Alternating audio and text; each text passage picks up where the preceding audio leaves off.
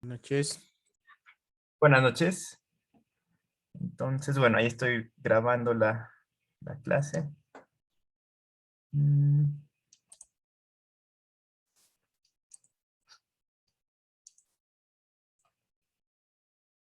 ¿Me confirman? ¿Ahí están mirando mi pantalla? Sí, profe. Ok.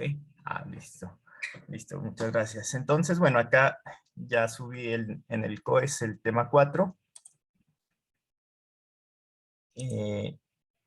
Entonces, bueno, aquí ya está todo el material para que vamos a trabajar, bueno, este fin de semana, ¿no?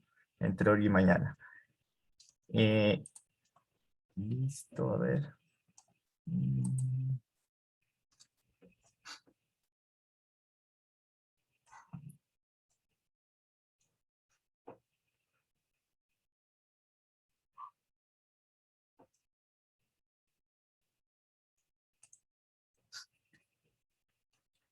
Bueno, hoy vamos a mirar un par de modelos de aprendizaje automático. Eh, por ahí de pronto ustedes, bueno, ya han visto los árboles de decisión. También, bueno, vamos a mirar los árboles de regresión, ¿no? Eh, los árboles de decisión, bueno, son un modelo de aprendizaje automático, es casi de los primeros. Eh, Pasa que se lo usa mucho en minería de datos, ya que uno puede descubrir patrones y generar reglas importantes, ¿no? En los sets de datos. Sirve mucho, o sea, para la parte descriptiva, o sea, para describir ya sea un conjunto de datos, para encontrar patrones, y también para predecir, ¿no? O sea, para predecir casos no vistos, que ese es el, digamos, el objetivo dentro del aprendizaje automático, ¿no? Poder clasificar casos que no estén registrados en la base de datos, ¿no? Entonces, bueno, este va a ser el contenido de toda esta presentación. Primero vamos a mirar cómo se inducen los árboles, por ahí el algoritmo de ID3. Después, bueno, vamos a mirar cómo se implementan, o sea, qué criterios se debe tener para la selección de una variable. Los criterios de parada, o sea, hasta cuándo yo le debo permitir al árbol que crezca, ¿no? Porque, bueno, dentro del aprendizaje automático hay un fenómeno que es el sobreajuste, ¿no? O sea, cuando un modelo, digamos, predice muy bien los datos, o sea, logra clasificar muy bien los datos de entrenamiento, pero ante futuros casos, la respuesta es incorrecta, ¿no? Ya vamos a hablar más de este tema. Y bueno, vamos a mirar si alcanzamos, de pronto hacemos la práctica de árboles de decisión hoy y mañana continuamos con los árboles de regresión, ¿no? Entonces, bueno, los árboles de decisión probablemente son el método más conocido, ¿no? Para resolver problemas de clasificación. Es casi uno de los primeros desarrollos en el Machine Learning, ¿no? Está muy asociado a nuestra forma de proceder, ¿no? O sea, la ventaja de, digamos, de estos árboles de decisión frente a otros modelos como las redes neuronales es que estos, o sea, nos permiten saber por qué está tomando una decisión, ¿no? Mientras que por ahí en una red neuronal, digamos, son más modelos de caja negra que actúan, digamos, los pesos, ¿no? Pero sí, o sea, los árboles de decisión son muy fáciles de explicar a la hora de, digamos, de uno tratar con una persona que no sabe del tema, uno le puede explicar, mira, estas son las reglas que generó el árbol, ¿no? Entonces, esa es una de las ventajas que tiene este método. Bueno, se han aplicado con mucho éxito en diferentes tareas del aprendizaje, ¿no? Como diagnóstico de casos médicos, aprender a evaluar el riesgo crediticio, ¿no? De diferentes solicitantes, en deserción escolar, ¿no? Se han aplicado muchas veces estos modelos. Bueno, aquí tenemos al pionero de esta técnica, ¿cierto? Fue Ross Quayland. Ross Quayland es el padre, digamos, de esta técnica, ¿no? Él creó este algoritmo ID3 y, bueno, todos sus sucesores se basan en este método, ¿no? O sea, estos fueron desarrollados por este personaje en 1970. Él trabajó, bueno, en estas compañías y actualmente él dirige su propia compañía, ¿no? Rootquest. Bueno, estas son las características que tiene un árbol de decisión, ¿no? O sea, son capaces de aprender conceptos disyuntivos, ¿no? ¿Qué quiere decir esto? Bueno, pues que pueden clasificar a individuos, pero bueno, esos individuos solo pueden pertenecer a una sola clase, ¿no? No pueden pertenecer a dos clases a la vez. Entonces, estos árboles son capaces de aprender esos conceptos, ¿no? Son tolerantes al ruido en atributos y clase, ¿no? O sea, se han armado muchos experimentos con estos, digamos, con esta técnica, induciendo ruido en los datasets, ¿no? O sea, a propósito se induce ruido y se valida ya sea en atributos y en la clase, ¿no? O sea, uno puede cambiar, no sé si es de clase 1, le pone clase 0, digamos, ¿no? A cierto porcentaje del dataset y hace el entrenamiento y valida. Y a pesar de ese ruido, bueno, estos algoritmos son muy tolerantes, ¿no? Y arrojan a veces, bueno, predicciones correctas, ¿no? También son tolerantes a valores faltantes en los atributos, ¿no? Bueno, los métodos que vamos a mirar en Python, digamos, si alguna vez tenemos datasets y tienen muchos datos faltantes, uno los puede imputar, digamos, con un 0, con un menos 99, o sea, con valores que estén fuera de rango, ¿no? Y a pesar de eso, digamos, de esa imputación de datos faltantes, estos algoritmos pueden, digamos, soportar, ¿no? O sea, son muy tolerantes a esto. Lo ideal, bueno, lo más ideal fuera que si tengo datos faltantes, se entrene algún modelo de regresión, ¿no? Para poder clasificar, o sea, para poder imputar ese valor faltante, ¿no? Pero estos algoritmos, o sea, no importa. Uno los puede imputar con la moda, con un 0, con el menos 99, un valor fuera de rango, y aún así, bueno, responden, ¿no? Lo que hay que mirar es, bueno, ya con cómo nos va en la validación, ¿no? O sea, seleccionar un método para imputar, y si nos va mejor con ese método, bueno, usar ese método. Es una estructura, bueno, de datos recursiva, y está definido, bueno, por los nodos hoja, que indican un rótulo de clase, ¿no? O sea, indican una clasificación final. Y los nodos internos, bueno, que contienen un test sobre el valor de un atributo, y para cada resultado del test, bueno, hay una rama y un subárbol con la misma estructura, ¿no? Que el árbol es digamos, una estructura recursiva. Y también, bueno, tiene otra representación alternativa que uno puede generar unas reglas, ¿no? O sea, if condición, then clasificación. Si ocurre esto y esto y esto, entonces lo clasifico como, no sé, enfermo o como no enfermo, ¿no? O sea, si se cumplen ciertas condiciones, arroja una clasificación, ¿no? O sea, tienen esa ventaja, ¿no? Bueno, aquí tenemos un pequeño ejemplo, ¿cierto? Aquí miramos un árbol de decisión. Miramos, dice, la primera variable que va a la raíz siempre es la variable más importante, ¿no? Entonces, ¿la edad es menor que 30? Sí. ¿Come pizza? Sí. ¿Come pizza? Bueno, es una persona que no está en forma. Si no come pizza, bueno, en forma, ¿no? Y tenemos la otra parte, ¿no? Si pasa por acá, si esto no se cumple, esa persona, bueno, hace ejercicio. Si dice que sí, bueno, está en forma. De lo contrario, no está en forma. Bueno. Pero bueno, el problema de encontrar un árbol de decisión que concuerde con el conjunto de entrenamiento, o sea, tiene una solución muy fácil, no es algo muy trivial.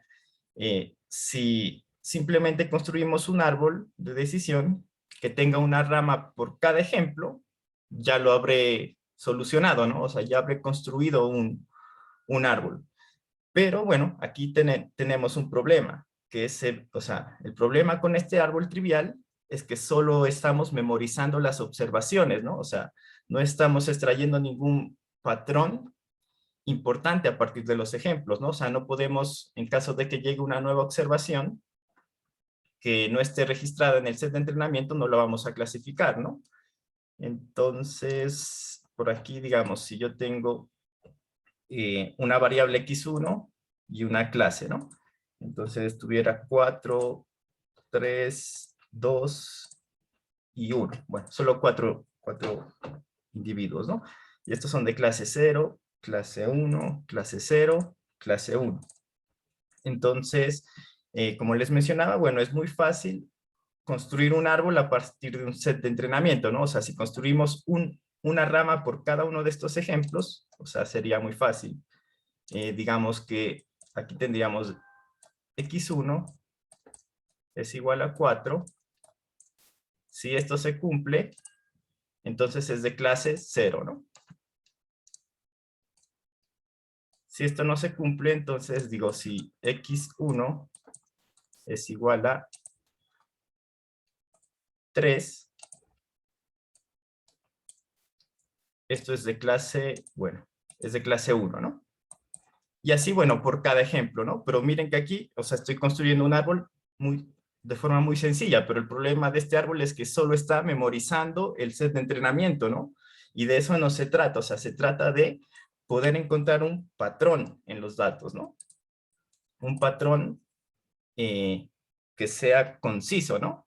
O sea, extraer un patrón significa poder, o sea, describir una gran cantidad de casos, o sea, poder separar eh, los elementos de distintas clases, o sea, de una forma concisa, ¿no? En lugar de solo tratar de encontrar uno que concuerde con todos los ejemplos, ¿no? Entonces, lo que se tiene que tratar acá es encontrar un patrón conciso, bueno, que logre separar lo que más se pueda los individuos de las diferentes clases, ¿no? Eh, bueno, hay un principio en el aprendizaje inductivo que nos menciona que la hipótesis más probable es la más simple, ¿no? Que sea consistente con todas las observaciones. Entonces, bueno, bajo ese principio, bueno, está la navaja de Ockham. Ockham Razor, bueno, fue un filósofo que estableció un principio, ¿no? Una premisa que es muy simple y se la aplica mucho en el aprendizaje automático, ¿no? Sobre todo, bueno, cuando estamos induciendo árboles de decisión. Entonces nos menciona que en igualdad de condiciones, la solución más sencilla es probablemente la más correcta, ¿no? Esto, bueno, nos dice que no tenemos que presumir de la existencia de más cosas que las necesarias, ¿no? O sea, que no hay que complicarse la vida. Tenemos que elegir la solución más sencilla. Entonces, si lo llevamos acá al aprendizaje automático, si tenemos muchos árboles de decisión, digamos, o si tenemos muchos modelos, y están en igualdad de condiciones. O sea, si tenemos una métrica de performance y todos los modelos predicen, o sea, tienen la misma performance, nos dice que nos quedemos con el modelo más sencillo, ¿no? Si fuera un árbol, digamos, tengo 10 árboles, uno de profundidad 3, otro de 10, bueno, de 20, de 50, ¿no? Y todos tienen igualdad de condiciones, nos dice que quizá el árbol más sencillo, el más chico, es el más probable, ¿no? Entonces ese es el criterio y se debe tener mucho en cuenta acá en el Machine Learning, ¿no? Ante igualdad de condiciones, ante igualdad de modelos, o sea, quedémonos con el modelo más pequeño, ¿no? Con el más sencillo.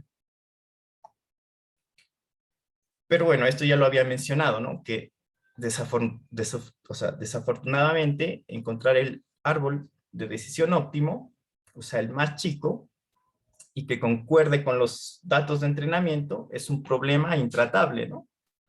Pero bueno, gracias a la heurística podemos encontrar uno lo suficientemente pequeño. Entonces, bueno, la idea básica del algoritmo simplemente es usar el atributo más importante, ¿no? O sea, a qué se refiere con el atributo más importante? O sea, el que tenga un mayor efecto en la agrupación de los datos, ¿no? O sea, el que logre separar más los individuos de las diferentes clases, ¿no? Bueno, aquí podemos aplicar la heurística. Perdón.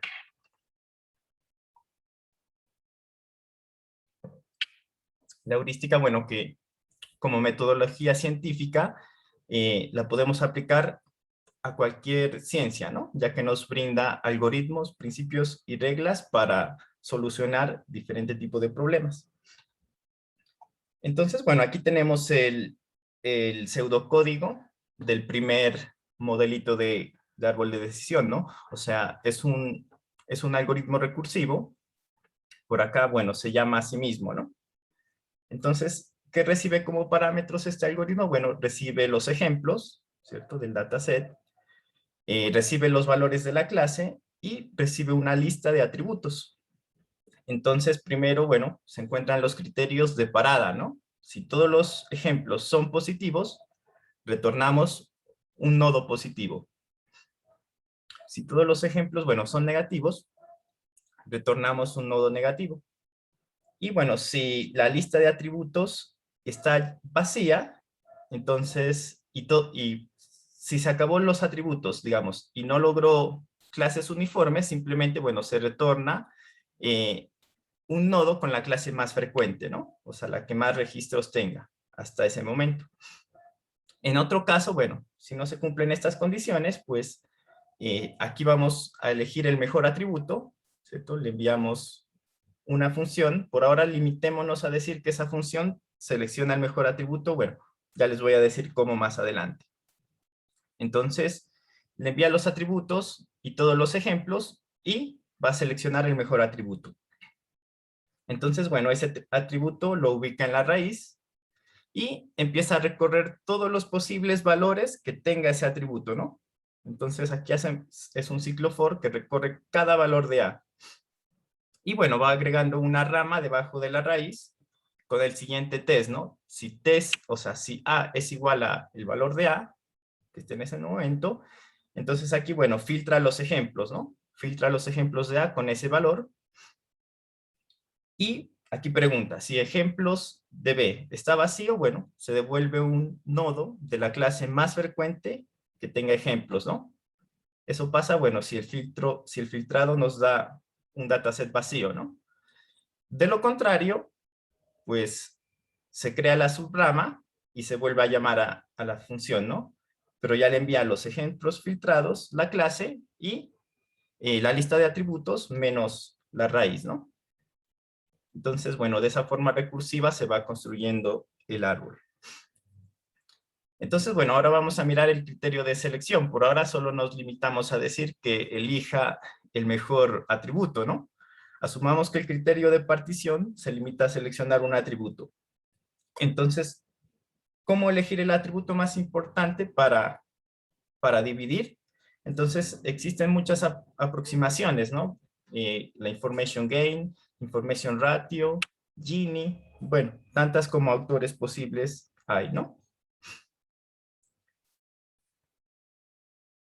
Bueno, existen aspectos también prácticos a resolver a la hora de implementar estos árboles de decisión, como por ejemplo, ¿cuál es el objetivo del árbol, no? O sea, si lo voy a orientar más a la predicción o quiero obtener algunos patrones que me permitan conocer, ¿no? Cómo están los datos. Entonces debemos definir cuál va a ser el objetivo. ¿Cuál es un buen criterio de partición también, no? O qué tan profundo debe ser el árbol. O qué pasa cuando hay valores faltantes. Bueno, o cómo podemos afrontar, bueno, la complejidad computacional si se tiene muchos datos, ¿no?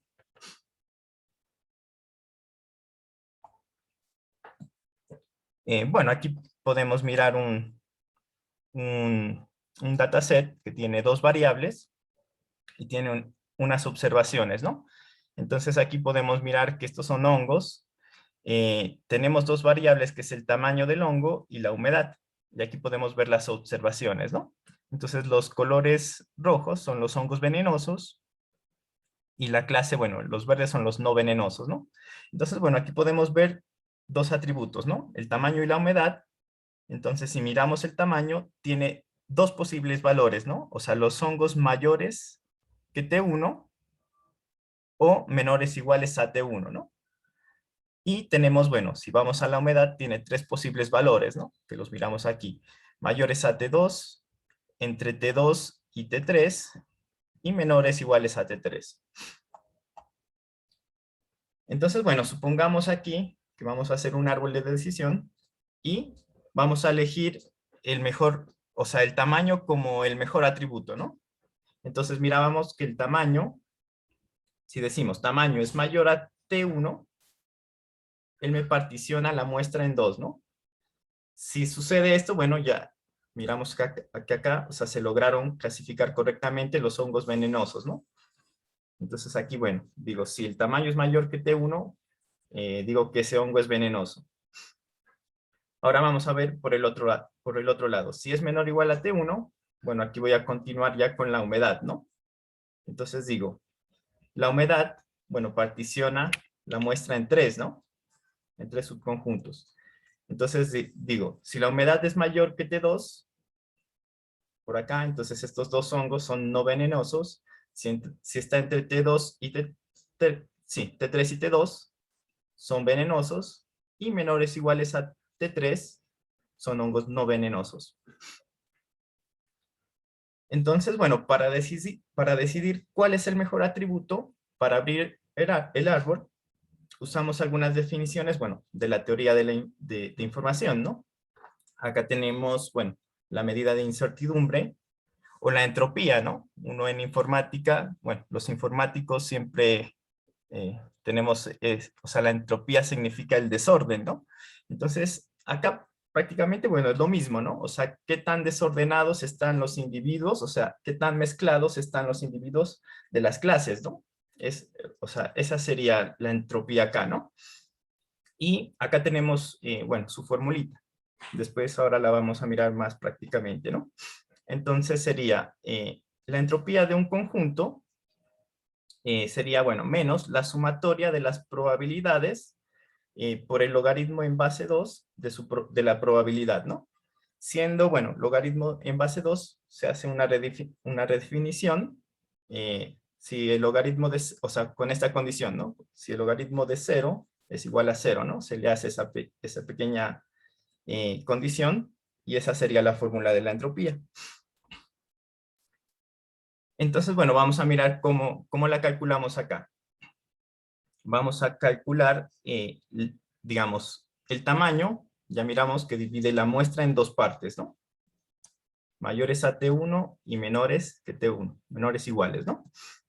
Entonces aquí, miren, tengo dos subconjuntos, el subconjunto S1 y el subconjunto S2. Entonces, bueno, en S1, ¿qué tengo? 6 hongos venenosos, ¿no? Y 0 hongos no venenosos. S2, bueno, tengo 3 hongos venenosos y 5 hongos no venenosos. Entonces, bueno, ¿cómo calculamos la entropía? Simplemente, bueno, aplicamos esta fórmula y decimos, esto sería, bueno, para el S1, ¿no? La probabilidad de encontrar un hongo venenoso acá es 6 sobre 6, ¿no? Miren, en este subconjunto. Entonces sería menos 6 sobre 6 por el logaritmo en base 2 de 6 sobre 6, ¿no? Aquí está la fórmula, ahora sí la aplico, sería la sumatoria más, bueno, la probabilidad de encontrar un hongo no venenoso, aquí, es 0, ¿no? 0 por logaritmo en 0.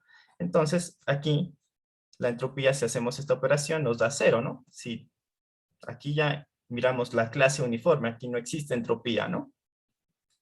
Entonces, bueno, si hago lo mismo para el otro conjunto, S2, bueno, entonces sería la probabilidad de encontrar un hongo venenoso aquí. 3 dividido entre 8, ¿no? Por el logaritmo en base 2, bueno, de 3 sobre 8 más menos 5 octavos, que es la probabilidad de encontrar un hongo no venenoso aquí. Por el logaritmo en base 2 de, bueno, 5 octavos, y esto nos da 0.95, ¿no? Es una entropía muy alta para S2.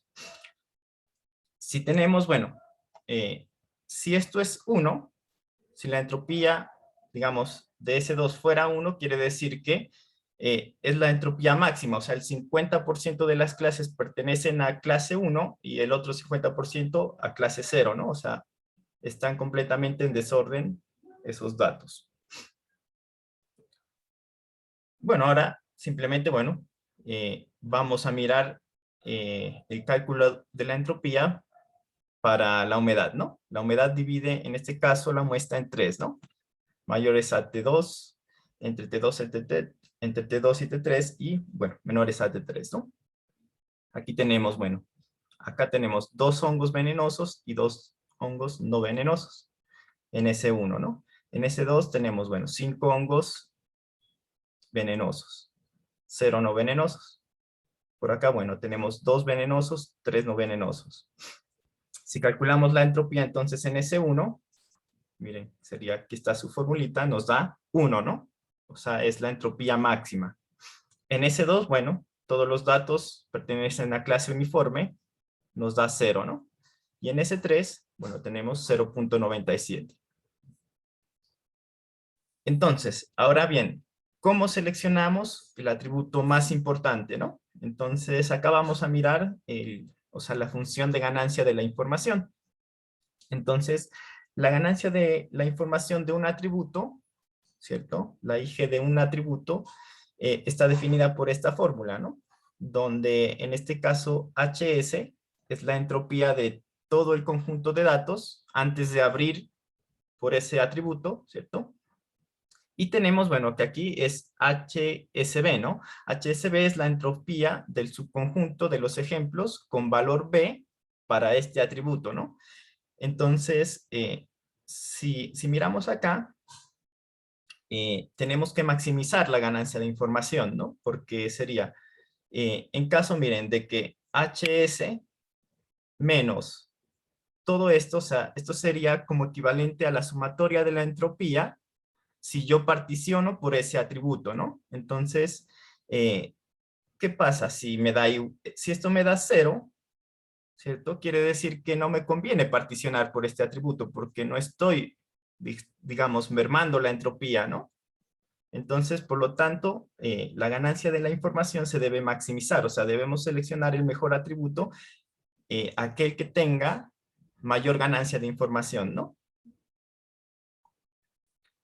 Entonces, bueno, aquí vamos a aplicar entonces esta fórmula de ganancia de la información para todos los atributos, ¿no? Que en este caso, bueno, son dos atributos, el tamaño y la humedad.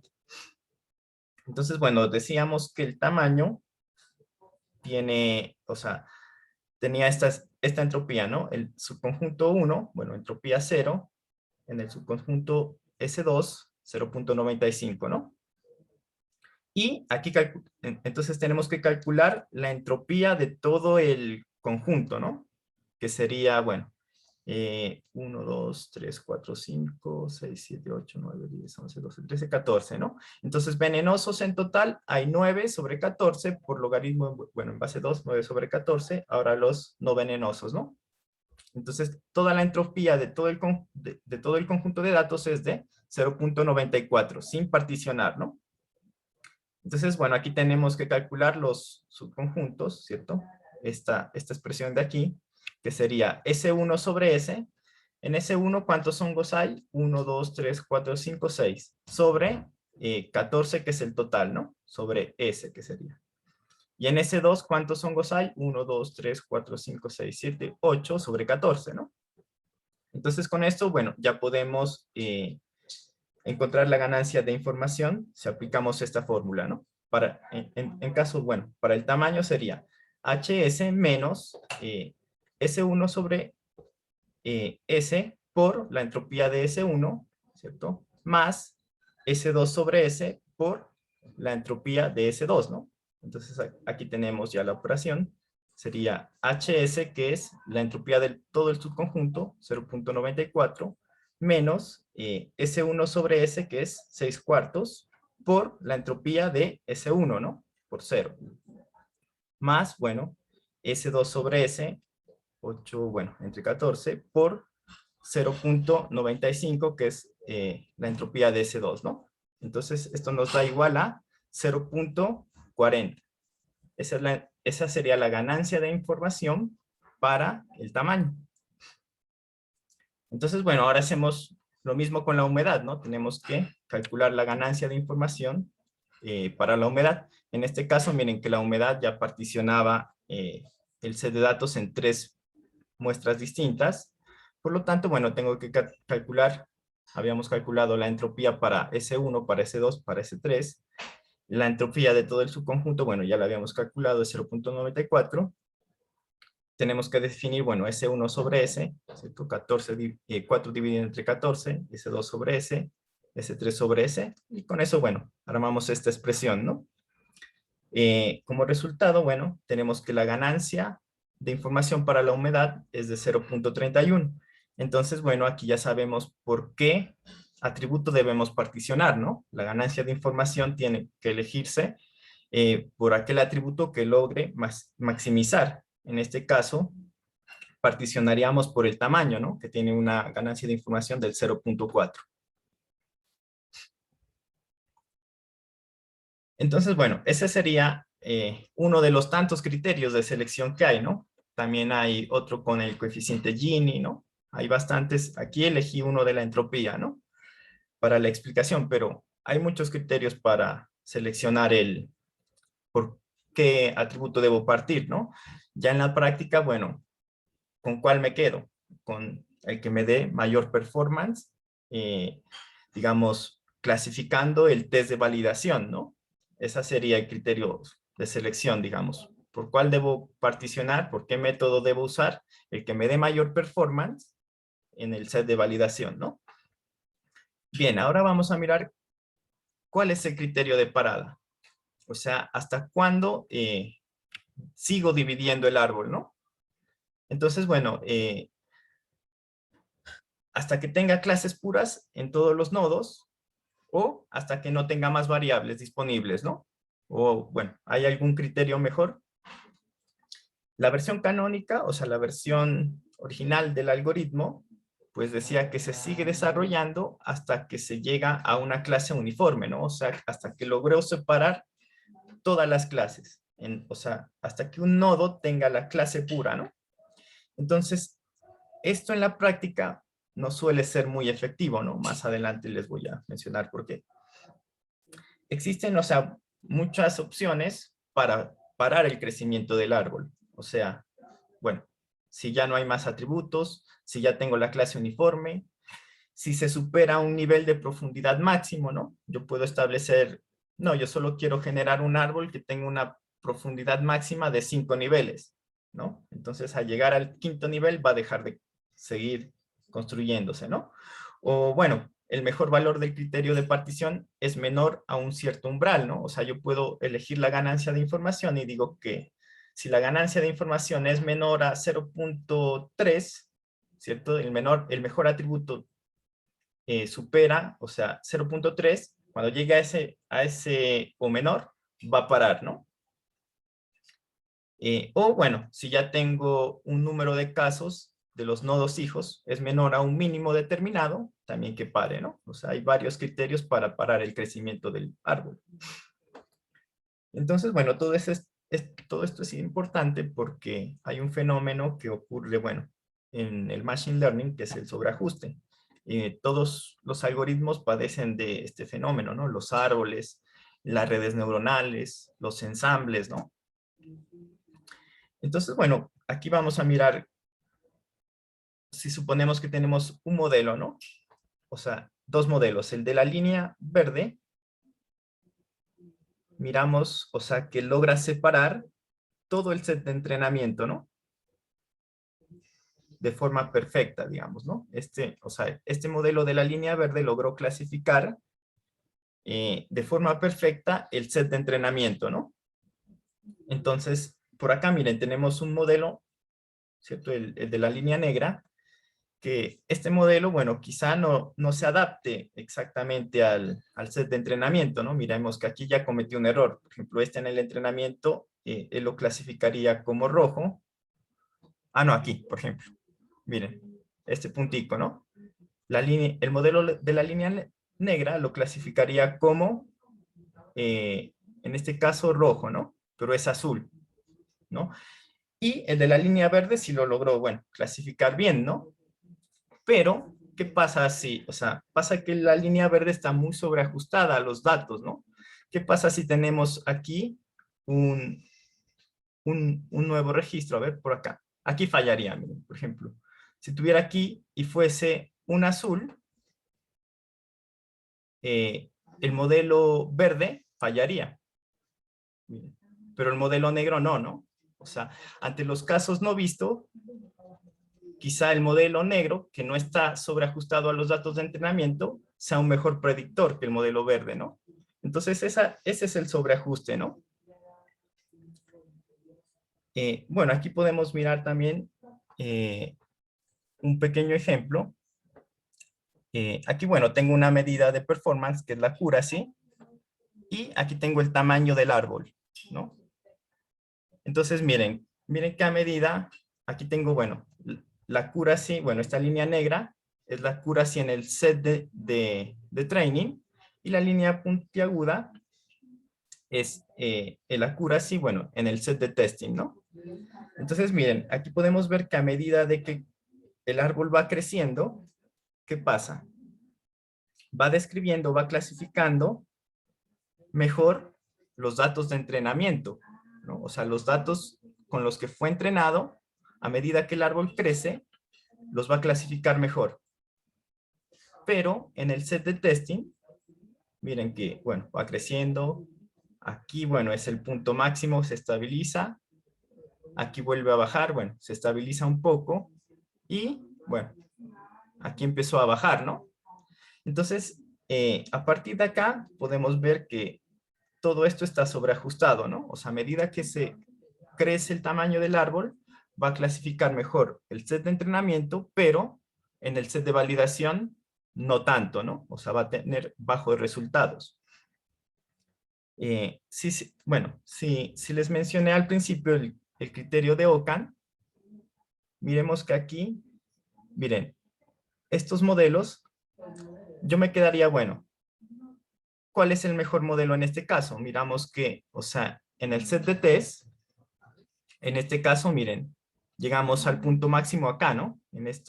Con estas profundidades de 10 a 20. Según el criterio de Ockham, ¿con cuál árbol se quedarían?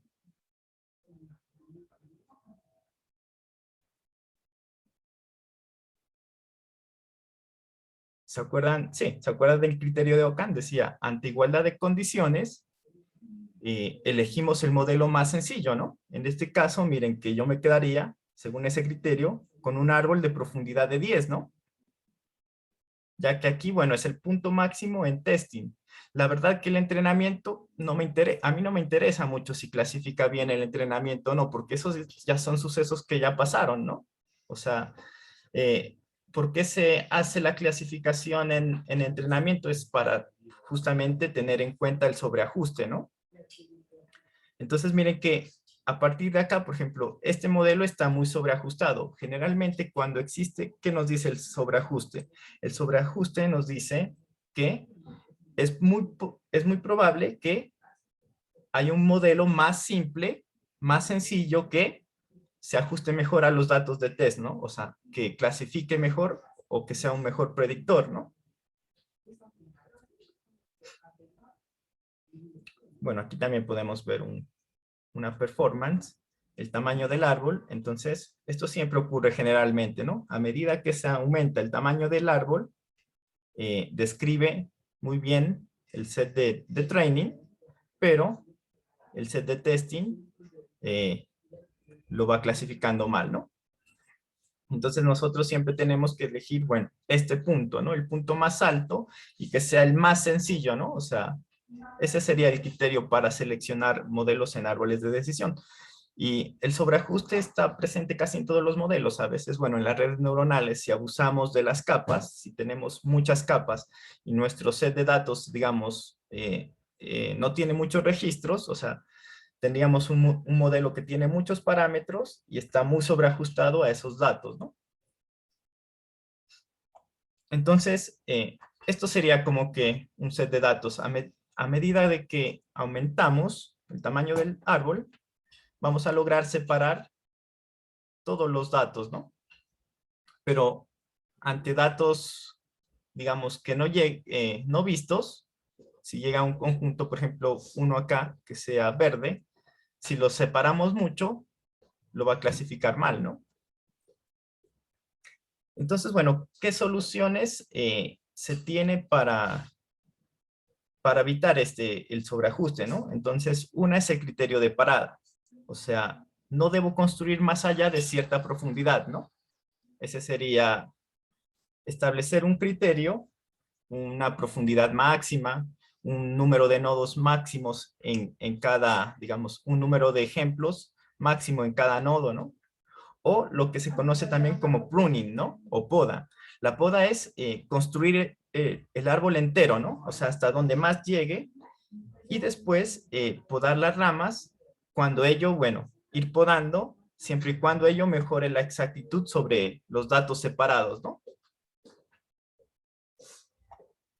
Entonces, bueno, aquí yo voy, o sea, la idea de la poda es ir recortando las hojas, ¿no? De este árbol e ir evaluando, ¿no? Ir evaluando si voy obteniendo un mejor modelo, bueno, hasta quedarme con un árbol más chico, ¿no? Bueno, para la construcción de las ramas, antes de sobreajustar los datos, bueno, en la práctica sería, antes de llegar a sobreajuste, yo debo parar, ¿no? O sea, yo debo establecer un criterio, pero esto, bueno, en la práctica no es tan fácil de implementar, ya que, o sea, no es claro cuál es un buen punto de parada, ¿no? O la otra es explotar, digamos, ser codiciosos y ir explotando los parámetros del árbol, ¿no? O sea, tener muchos árboles, ¿cierto? Con distintos parámetros, con distintos criterios de parada y irlos evaluando, ¿no? Y existe, bueno, la otra es dejar crecer el árbol, ¿cierto? Y sobreajustar a propósito, o sea, que el árbol se construya todo y luego ir probando podas, ¿no? Ir recortando y verificando la performance en el test de validación, ¿no? Este quizás es el método que tiene más popularidad, ¿no? En la comunidad. Bueno, entonces el proceso, bueno, continúa hasta que no se observa ninguna mejora en el conjunto de validación. O sea, yo sigo podando, voy podando hasta que si yo veo que no está mejorando, entonces corto ahí la poda, ¿no? Ese sería el criterio, ¿no? Si voy mejorando con una poda, bueno, sigo podando el árbol hasta que se observe, bueno, que se estabilice o que se empiece a clasificar mal el set de datos, ¿no? Porque, bueno, un árbol muy chico, si es de un solo nodo, tampoco es garantía de que vaya a clasificar bien, ¿no? Entonces tengo que estabilizarme en el punto de parada, digamos, antes de podar, digamos, en el punto óptimo de poda tendría que ubicarme.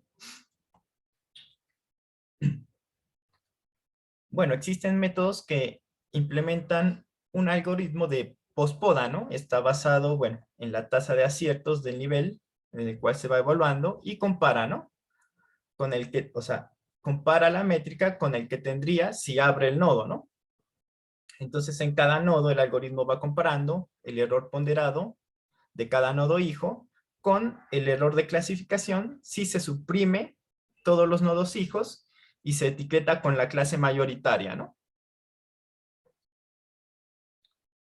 Entonces, bueno, estos son algunos métodos de poda, ¿no? Tenemos, bueno, el costo complex pruning, ¿cierto? Este es Python trabaja mucho con estos métodos de poda, ¿no? Uno les establece un alfa, entre más sea el alfa, bueno, va a ir haciendo más podas, ¿no? Pero se tiene que seleccionar, bueno, el alfa óptimo, ¿no? Todos estos son algoritmos para establecer esa poda.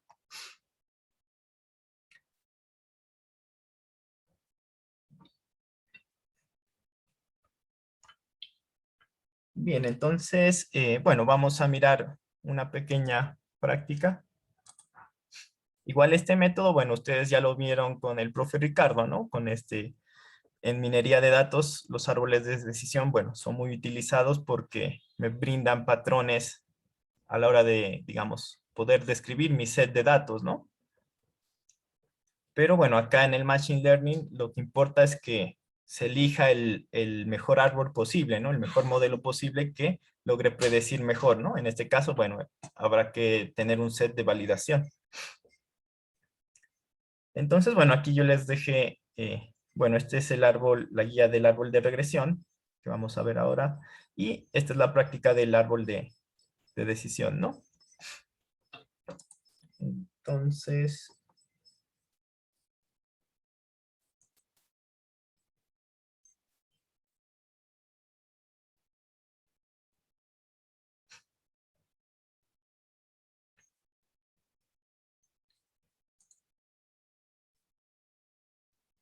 por acá están los datasets. Vamos a trabajar, bueno, con el mismo dataset que ya estamos familiarizados, con el de pacientes.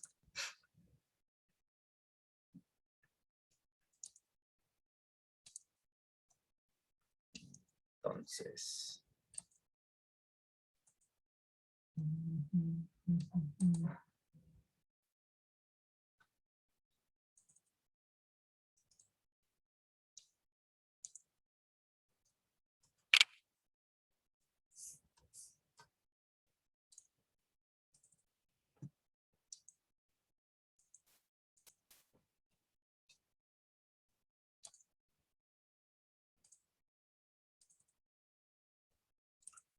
Eso. Entonces yo, bueno, voy a traer este set de datos, SIG pacientes.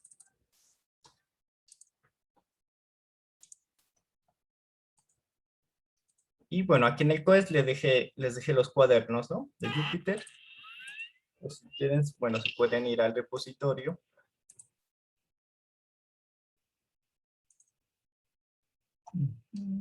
Tema 4. Tema 4. Sí, vamos a mirar esta guía del árbol de decisión, ¿no?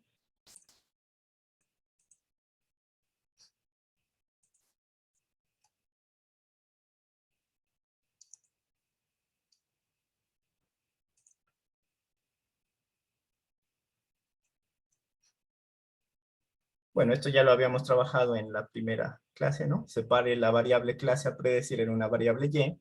Separe un conjunto de datos denominado X que no contenga esa clase. Bueno, transforme las variables categóricas a dummies. Vamos a separar en 70-30, ¿no? Ese set de datos. Y bueno, vamos a ajustar 3 modelos de decisión, ¿no? De árboles de decisión, con diferentes profundidades max-depth, ¿no? Bueno, también vamos a mirar un método codicioso que es un método para explotar los parámetros del árbol, ¿no? O sea, él hace la validación cruzada en el set de entrenamiento y va seleccionando cuáles son, digamos, la combinación de hiperparámetros que lleven a mejorar una métrica, ¿no? Después, bueno, vamos a graficar los árboles. Creo que para graficar los árboles hay que instalar algunas librerías adicionales y un software. Pero bueno, vamos a mirar si los graficamos acá. Calcular la precisión, Enrique, bueno, las métricas de cada uno de esos modelos. Vamos a validar la métrica también con validación cruzada, ¿cierto? Con cross validation. Bueno, obtener la matriz de confusión, ¿no? De los modelos, del mejor modelo posible. Y vamos a hallar este ejercicio adicional, ¿no? Vamos a seleccionar el 25% de los individuos en ambiente de validación, ¿no? O sea, el ambiente de validación es desconocido del entrenamiento, ¿no?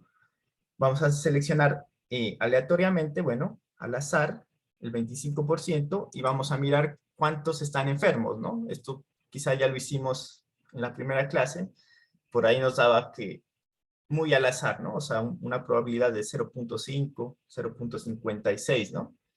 Y vamos a tener otro criterio que es utilizando el mejor modelo desarrollado, vamos a ordenar los individuos de mayor a menor probabilidad, ¿cierto?, de padecer la enfermedad y vamos a mirar cuántos individuos están realmente enfermos, ¿no? O sea, ya usando el modelo vamos a mirar cuántos de este 25% realmente están enfermos, ¿no? O sea, cuántos capta un modelo y cuántos enfermos capta el azar. Bueno, esto es la práctica de regresión.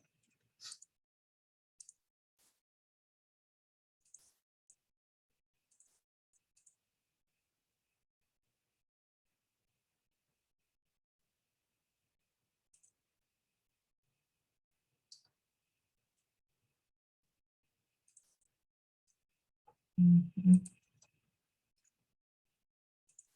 sé si quieren, por acá les copio al chat.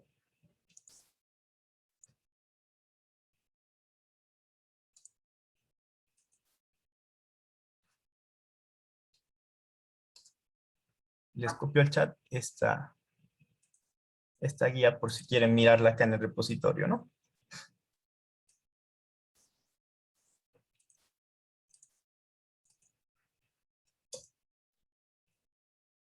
Entonces, bueno, vamos a leer el conjunto de datos.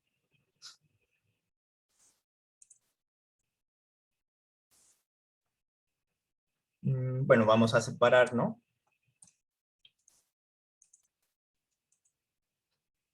Vamos a separar la y de la x, ¿cierto?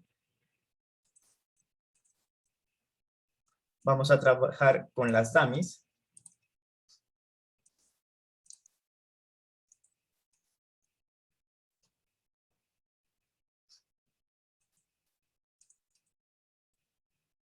Y bueno, vamos a separar las poblaciones en entrenamiento y validación, ¿no? Lo vamos a hacer con esta librería, sklearn model selection, y esta es la función train test split, ¿no? Aquí simplemente, bueno, esta función me parte el set de datos. En este caso, miren, les digo que X dummies y Y, ¿no? Y el tamaño del test size va a ser de 0.3, ¿no? O sea, del 30% para test. Y aquí, bueno, voy a guardar una semilla aleatoria, ¿no? Y vamos a contar cuántos ejemplos hay en cada caso, ¿no? Miren, en cada caso, bueno, train va a ser de 668 registros y en test de 287 registros. Los enfermos en train, hay 35 pacientes enfermos, 633 pacientes no enfermos, y en el test hay 13 pacientes enfermos, ¿no? Y no enfermos, 774.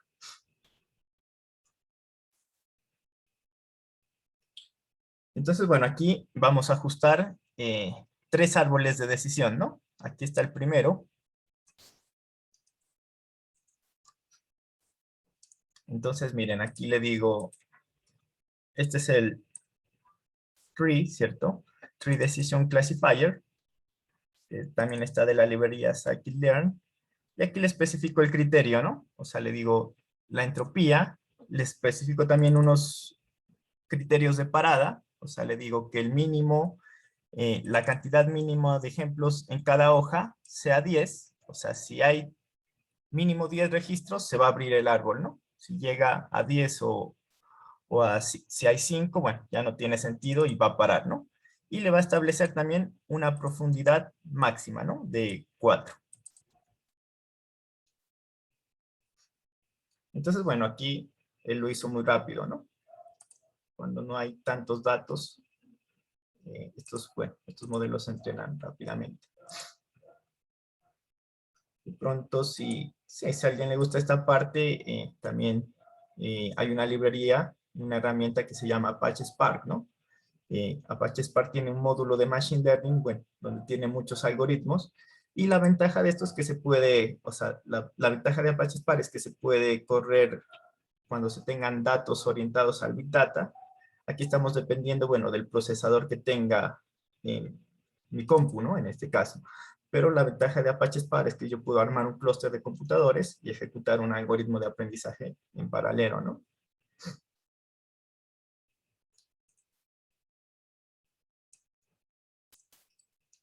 Entonces, aquí, bueno, vamos a contar con esto. Lo que estoy contando es la profundidad del árbol y estamos contando las hojas, ¿no? Los nodos hojas. O sea, hay 7 nodos hojas. Ahora, bueno, cuando ya pintemos el árbol, lo vamos a mirar.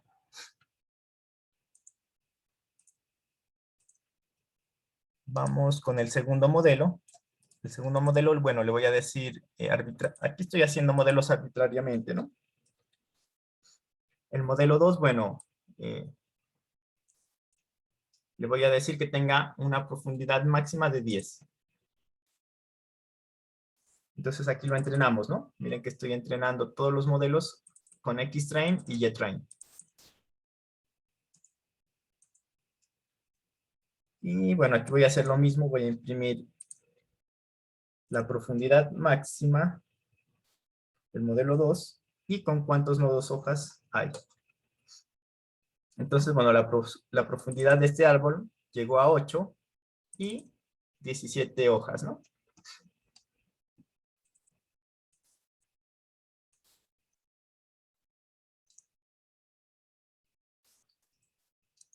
Y bueno, vamos a ver el modelo 3. A ver, no sé si... Este es un parámetro de poda, ¿cierto? A medida que, bueno, si nosotros lo vamos aumentando, él va podando el árbol, ¿no? Entonces, ¿qué va a hacer esto? Él va a dejar, él va a dejar crear el árbol hasta la máxima profundidad y lo va, digamos, a ir podando con un valor de alfa de 0.01, ¿no? Si mayor es este valor, lo va a ir podando más, ¿no? Igual no sé si este CP alfa estaba disponible para algunas librerías, sí. No sé si alguien le dio error acá, porque a partir de cierta librería, cierta versión de sklearn estaba disponible este alfa. Entonces, vamos a mirar entonces cómo quedó el modelo 3.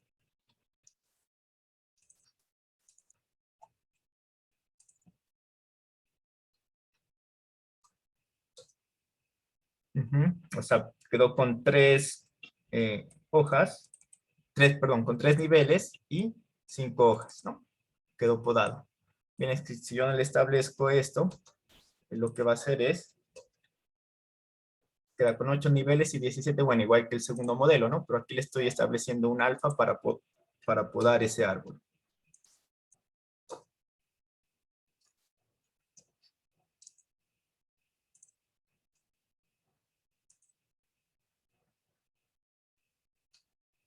Bueno, entonces aquí vamos a mirar el método codicioso. Bueno, este método puede iterar sobre muchos, o sea, a la hora también, o sea, si vamos a entrenar un modelo, tenemos que establecer cuáles son los mejores parámetros, ¿no? Entonces, esto es lo que hace, es un método codicioso que va iterando sobre muchos parámetros y va a ir seleccionando cuáles vayan con, digamos, cuáles combinan de mejor forma, ¿no? Entonces, bueno, esta es una clase. Esta es una clase que permite hacer esa iteración, ¿no? Entonces, bueno, aquí tengo unas métricas. Entonces, sí, se llama class fit y recibe un objeto. Ese objeto puede ser cualquier modelo, ¿no? De aquí yo le voy a decir, bueno, el entrenamiento, la predicción y el grid search, ¿no? O sea, el grid search lo que permite es hacer esa búsqueda combinada de los distintos hiperparámetros, ¿no? Entonces aquí yo le voy a decir que combine los parámetros de acuerdo a una medida de performance, ¿no? Que en este caso es esta función, score function. Y score function estaba por acá, miren, simplemente es la accuracy balanceada, ¿no? Aquí yo le puedo establecer cualquier métrica, o sea, bajo qué métrica quiero seleccionar la mejor combinación de parámetros.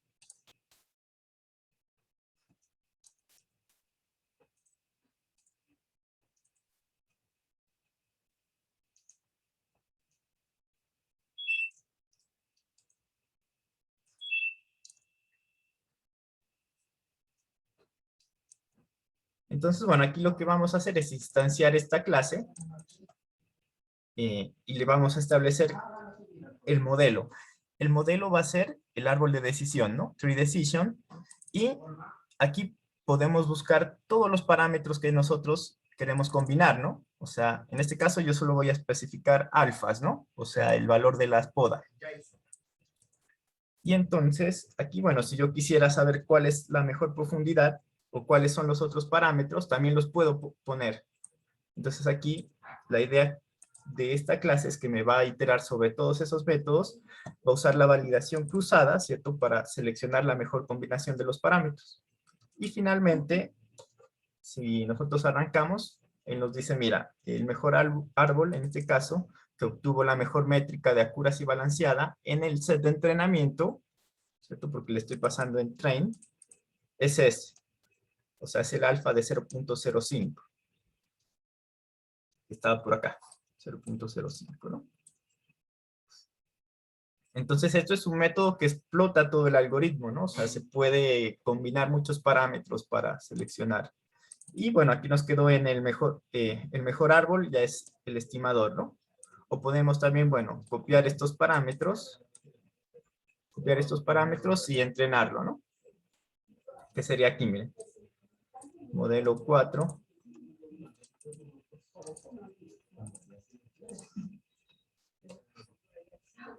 El modelo 4 y este es el mejor árbol, ¿no?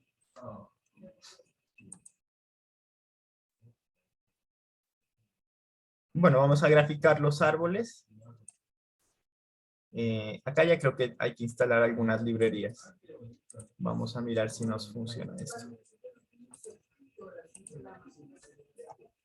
A ver, Team. Sí, primero, bueno, tenemos que instalar esto, Py.Plus.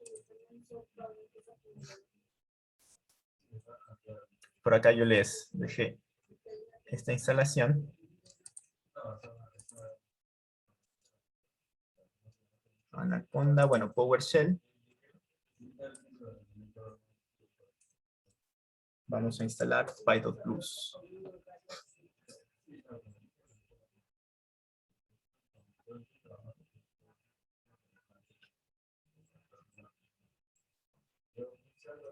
Listo, a ver aquí. Si le digo import Py.Plus, ya debería tenerla. Ajá, bueno, nos falta esta GradBiz.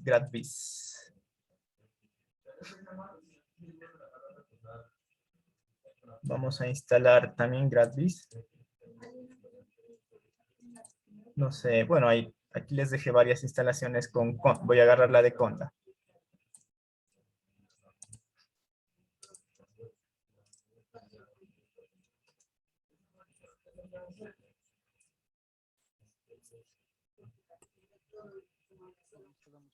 La de Conda o la que está con Py.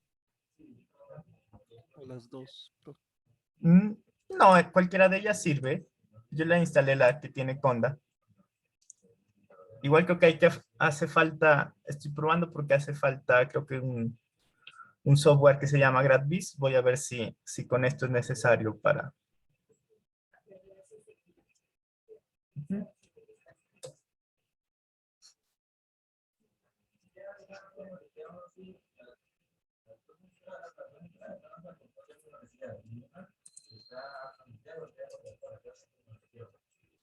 Sí, a mí me funcionó ahí. Miren, con esas dos. Aquí ya grafiqué el primer modelo, ¿no? Miren. Entonces aquí ya tenemos el árbol de decisión, miren. La variable más importante en este caso es el nivel de T3, ¿no? Y él encuentra el punto de corte. Si el nivel de T3 es menor o igual a 1.5, entonces sigue evaluando el nivel de TT4. Si el nivel de TT4 es menor o igual a 55, entonces por acá ya lo clasifican, miren. Es no enfermo. Aquí podemos mirar en el árbol, bueno, podemos mirar el valor de la entropía inicial, ¿no? 0.29. Miramos que en el set de entrenamiento hay 668, ¿no? Por acá lo estaba imprimiendo. Eso, miren, 668 registros. Hasta aquí. Eso es lo que nos indica. Hay 668 ejemplos. Y estas son las clases. Hay 633 no enfermos y 35 enfermos, ¿no? Vamos a mirar en train. Ajá. 633 no enfermos y 35 enfermos, ¿no? Y una vez se vaya particionando, bueno, nos indica el valor de la entropía, ya en este nodo. ¿Cuántos registros hay? Hay 48, ¿cierto? De los cuales 16 son, en este caso, no enfermos y 32 enfermos. Si yo cortara, digamos, si se decidiera podar el árbol acá, o sea, dejar de no construir todo esto de acá, lo clasificaría como clase mayoritaria, ¿no? Por eso lo pone en azul, enfermo, le diría, ¿no? Pero bueno, aquí se sigue particionando, ¿no? Y evalúa la edad. Si la edad es menor o igual que 73.5, si la edad es menor tal, hasta que clasificarlo. Mira que aquí incluso ya lo podríamos podar, ¿no? Por aquí. Pero bueno, tenemos que mirar en el set de validación realmente, ¿no? Y hacer muchas, o sea, hacer este gráfico que yo les indiqué.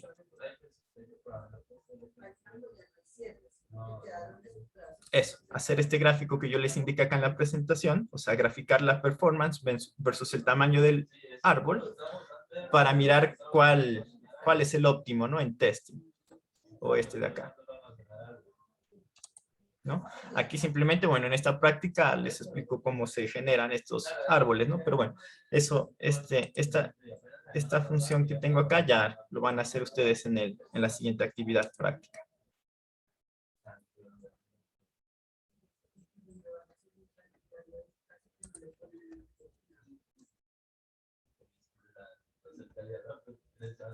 Ah, bueno, aquí solo grafiqué un árbol, ¿no? Vamos a graficarlo, grafiquémoslos todos.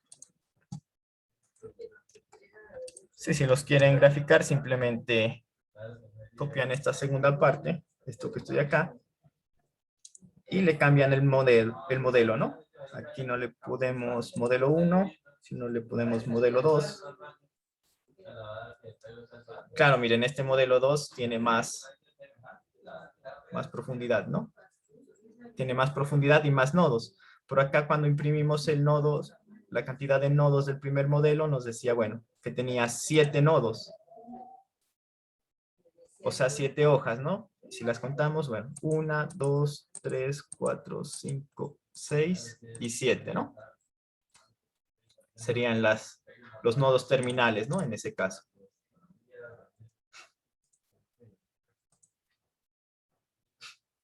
Entonces, bueno, aquí es fácil, o sea, explicarle a una persona, ¿no? ¿Por qué lo clasifica como no enfermo y por qué lo clasifica como enfermo, ¿no? Simplemente tenemos que tomar un registro que llegue al futuro y seguir este árbol, ¿no? Seguir las reglas hasta llegar al nodo final y tendríamos la clasificación.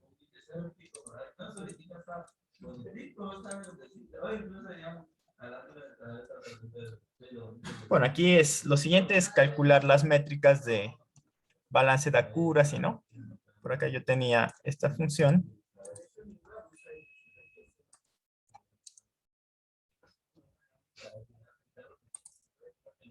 Entonces, bueno, esta función lo que hace es, bueno, le paso el test data, el training data, el getTest y el getTrain y le establezco el modelo, ¿no? Y va a calcular, bueno, la accuracy en el set de test, también lo hago en el set de entrenamiento y la accuracy balance en los dos sets, ¿no? En el de test y en el de entrenamiento. Entonces aquí, bueno, estoy llamando a la función, ¿no? Modelo 1, llamo a esta función que se llama evalModel y le paso xtest, xtrain, le paso getTest y getTrain y, bueno, los modelos, ¿no? Los diferentes modelos que se entrenaron. Entonces aquí, bueno, nos dice que la accuracy, bueno, vamos con la accuracy balanceada en este caso. Miren, el modelo 1, accuracy en test, llegó al 0.92, ¿cierto? La accuracy balanceada. Y en train a 0.93, ¿no? El modelo 2, miren, este modelo 2 es el árbol más grande, ¿no? Este que tengo acá. El modelo 2 tiene, en este caso, modelo 2, eso. Miren, accuracy balanced en test 0.79 y accuracy en train del 1.0, ¿no? O sea, logró clasificarlos todos correctamente porque se sobreajusta, ¿no? Es un modelo sobreajustado este modelo 2. Entonces, el sobreajuste lo que nos indica es que posiblemente existe un modelo más simple, más sencillo, que logre clasificar mejor los datos no vistos, ¿no? En este caso, miren, sería el modelo 1. El modelo 3, tenemos, este está muy parejito al modelo 1. Este fue el que le hicimos el pruning. El pruning de el modelo 3, ¿dónde está? Ah, el establece modelo 3. Sí, el pruning de 0.01, ¿no?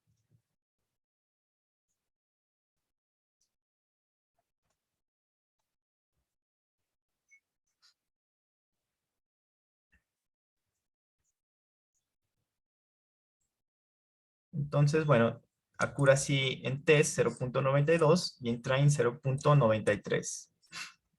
Y el modelo 4 fue el que lo iteramos con los mejores parámetros, ¿no? O sea, con el mejor punto de quiebre. Entonces, modelo 4 tiene en test 0.91 y en train 0.94, ¿no? ¿Cuál de todos? Bueno, es el más sobreajustado, el modelo 2, ¿no? Claramente se lo puede mirar ahí. Y bueno, ¿cuál sería el modelo, el mejor modelo? Realmente está muy parejos, ¿no? En la predicción, ¿no? Entonces, la idea también para contrarrestar el sobreajuste es validarlo con hacer una validación cruzada, ¿no? Entonces, porque si yo solo lo valido con un set de validación de test, o sea, train y test, puedo estar también sobreajustando, ¿no? Entonces, la idea es que si yo le hago una validación cruzada, sea lo más parecido al test, ¿no? O sea, los resultados me den muy similares a este 0.92, que sería si este modelo, digamos, no sufre por ahí algún sobreajuste, ¿no? O si yo cambio la semilla, me tendría que dar, o sea, si yo cambio esta semilla y vuelvo a entrenar el modelo, bueno, me tendría que dar exactamente muy parecidos esos valores, ¿no? Si ya da menos o más, quiere decir que por ahí está sobreajustado ese modelo, ¿no? Igual ese es el riesgo que se corre, pues, al hacer esa partición, ¿no? Para eso es útil la validación cruzada.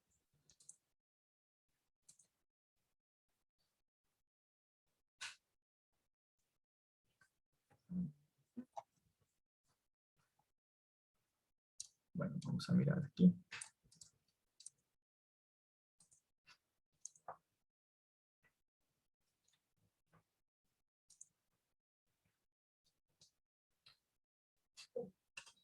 Aquí, bueno, esto lo voy a hacer en una función que se llama validación cruzada.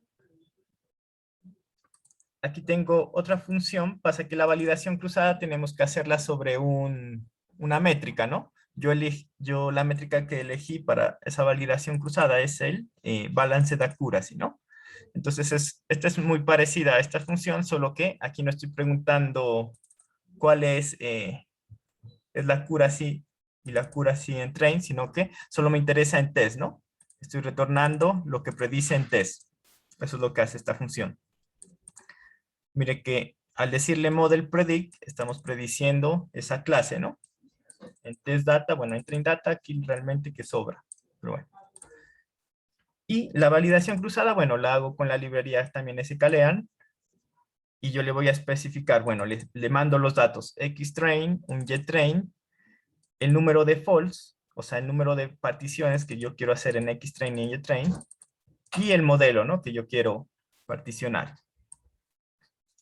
En este caso, bueno, yo defino ya la validación cruzada. Esto ya se hace con la librería. Le paso los false, el número de false que yo quiero, con los que yo quiero hacer esa validación. Y, bueno, se crea un pequeño vector. Y aquí se recorren los false, ¿no? Entonces, aquí hago el entrenamiento con un false y lo valido con el otro. Uy, aquí cambié. Y aquí, bueno, ya llamo a la función que yo definí acá para que me retorne la métrica, ¿no? De evaluación en ese test. Y bueno, así sucesivamente por los números de false que se establezcan, ¿no? Esto lo que retorna es un vector con los resultados.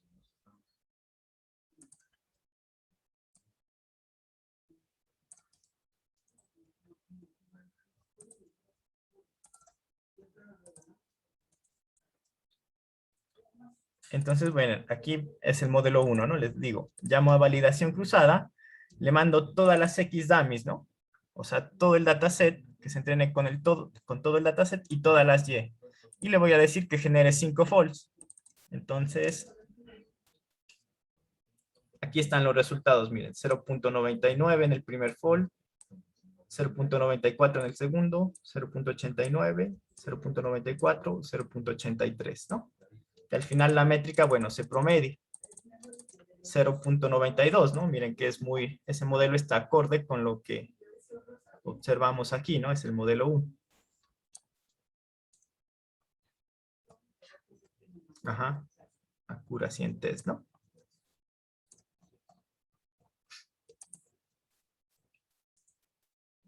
Bueno, aquí hacemos lo mismo para los demás modelos. Mirar la validación cruzada.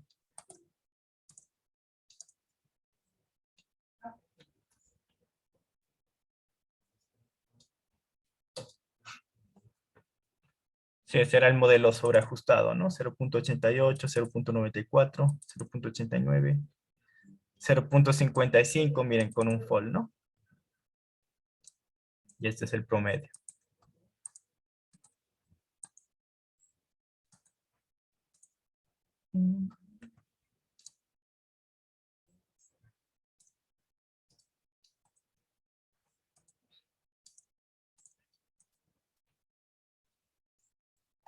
Bueno, por aquí, bueno, lo mismo con el modelo 3. Modelo 3, 0.86.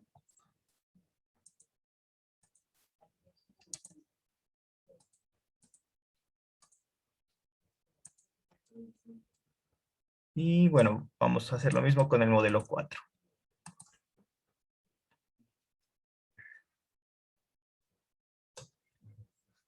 Ujú, 0.93, miren, el modelo 4.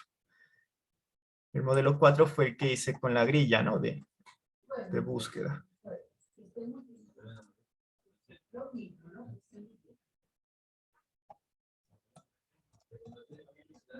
Sí, este es el modelo 4, ¿no? Miren, tomé los parámetros que me generó la grilla de búsqueda y entré en ese modelo, ¿no? Pero bueno, el modelo 1 está bastante bien también.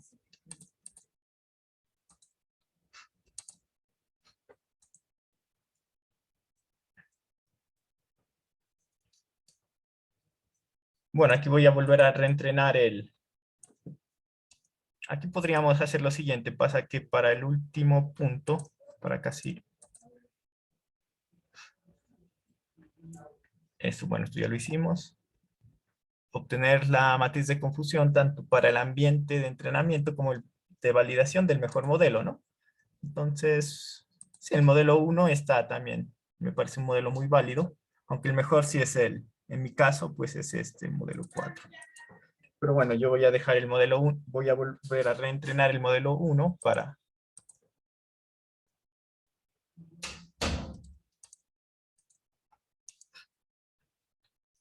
Voy a reentrenar el modelo 1, ya con los datos, bueno, del train y X-train y Y-train, ¿no?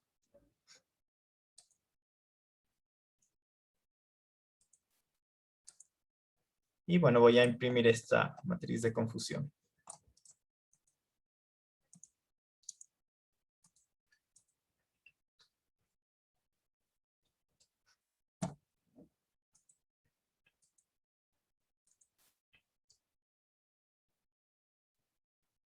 Ajá. Bueno, esta es la matriz de confusión en el set de test, ¿no?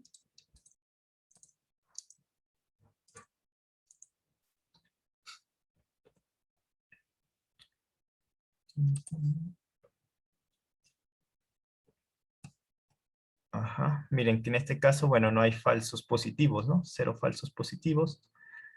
La precisión es de 1 de este modelo, de clase 1, ¿no? De la clase positiva en este caso. 274 y bueno, aquí hay 2 errores, ¿no?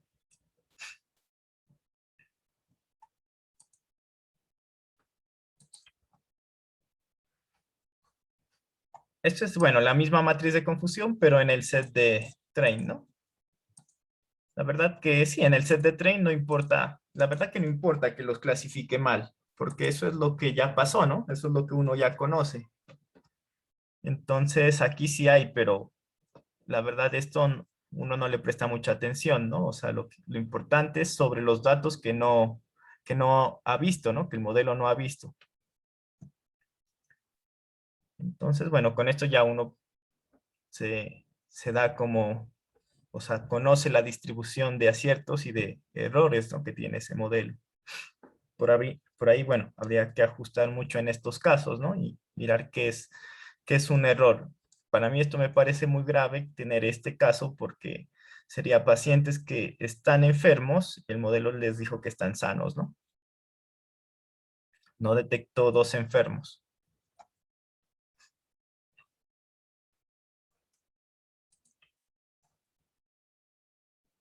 Y bueno, vamos a hacer esta última iteración. Seleccione, bueno, el 25% de los individuos en el ambiente de validación, ¿no? de acuerdo a la siguiente lógica.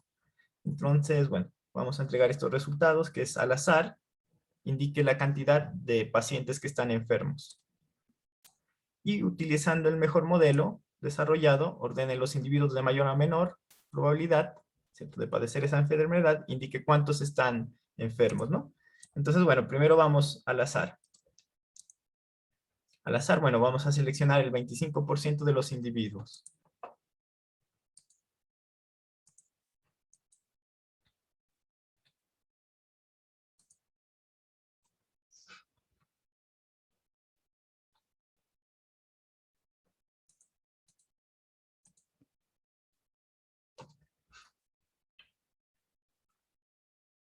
Total datos TEDs, bueno, 287. 25, aquí lo que hago, bueno, es mirar dónde, o sea, cuál es el equivalente del 25%, ¿no? Y entonces, miren, 25% de los individuos en el ambiente de test serían 71. ¿Y cuántos están enfermos? En este caso, 1. Bueno, yo puedo seguir iterando, sí, miren, 2, 3, ¿cierto? Al azar sería, ¿no? 3, 4. Lo que hice acá, bueno, fue seleccionar cuántos, o sea, cuál es la cantidad, ¿no?, que tengo que seleccionar al azar, que es el 25%, que son 71, ¿no?, en el test. Y aquí lo que hice, bueno, es con sample, seleccioné ese número, ¿no? O sea, seleccioné aleatoriamente estos 25%, y lo que estoy mirando aquí es cuántos de esos están enfermos, ¿no? O sea, cuántos son de clase 1. Y si al azar 5, 3, 2. Sí, por más suerte, bueno, 6, ahí, ¿no? Por más suerte que se llegue a tener. 6, sí.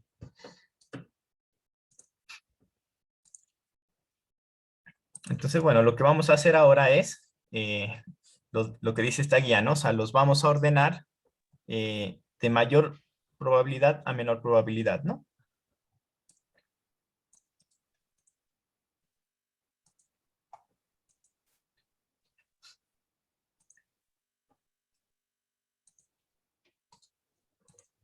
Buenas, ¿cómo ha estado? Buenas noches. ¿Sí hay habitación? Ok. Entonces, No. Gracias. ¿Sí hay? Eso. ojo por ahí los micrófonos, ¿no? Entonces, sí, lo que vamos a hacer es, con el modelo 1, miren, vamos a predecir las probabilidades de X test, ¿no? O sea, les pasamos las X test y vamos a obtener las probabilidades. Y la clasificación también, ¿no? O sea, vamos a obtener las probabilidades y su clasificación. Entonces esto lo digo, modelo 1.predictproba para que me dé la probabilidad tanto de la clase 0 como de la clase 1, ¿no? Y modelo 1.predict, este si me arroja es 1 o es 0, ¿no? Aquí lo que voy a hacer es sacarle una copia del dataset XTest, ¿cierto? Del test. Le saco una copia y a esa copia me voy a crear dos, o sea, en este caso, 1, 2, 3, 4 columnas, ¿no? El predicho de la probabilidad 1, que es este elemento, ProbTest 1. Aquí todos coinciden porque se basa en el índice, ¿no? O sea, el índice siempre coincide. Y en este caso, la probabilidad de clase 0, ¿no? Que sería ProbTest clase 0. Y también, bueno, el valor predicho, YPretest, y el valor real. Y con esto, bueno, los voy a ordenar de mayor probabilidad de la clase 1, que son los pacientes enfermos, ¿no? Bueno, que me muestren los 100 primeros.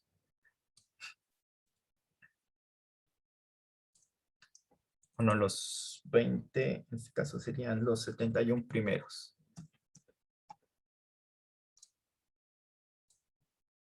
Entonces, miren, aquí esto es lo que me creo, ¿no? O sea, tengo el dataset, la probabilidad de que esté enfermo, en este caso, bueno, los primeros tienen 1, la probabilidad de 0, 0, el predicho es 1, bueno, y real es 1, ¿no? O sea, este es un acierto, acierto, acierto. Vamos a ver con los 20 primeros. Entonces la idea ahora es de que de estos 71, contemos cuántos enfermos hay, ¿no? Que es el 25%. Bueno, por acá, eso, con los 20 primeros, bueno. Probabilidad de clase 1. Por acá hay un error ya. 0.14, predicho 0. Claro, este es un enfermo que no lo detectó.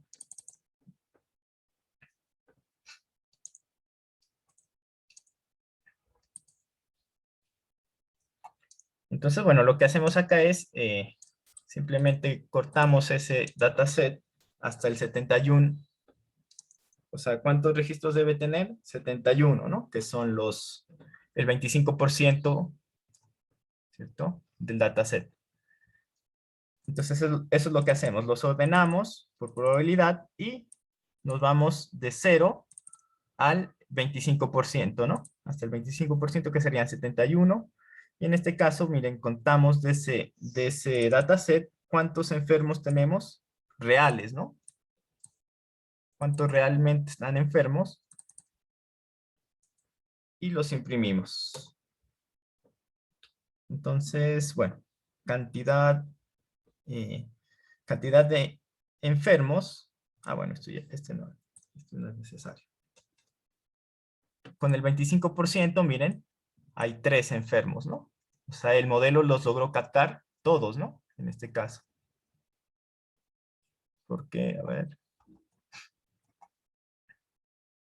Sí, miren, en el set de test hay 3 enfermos, ¿no? O sea, si yo le paso el 25% ordenados por su probabilidad, o sea, si yo uso el modelo y no el azar, él logra seleccionar todos los 13 enfermos posibles, ¿no? Entonces, sí, ahí se puede ir también jugando, no con el 25, sino que, no sé, con el 0.5. Con el 5%, digamos. El 5%, bueno, esto sería al azar, ¿no?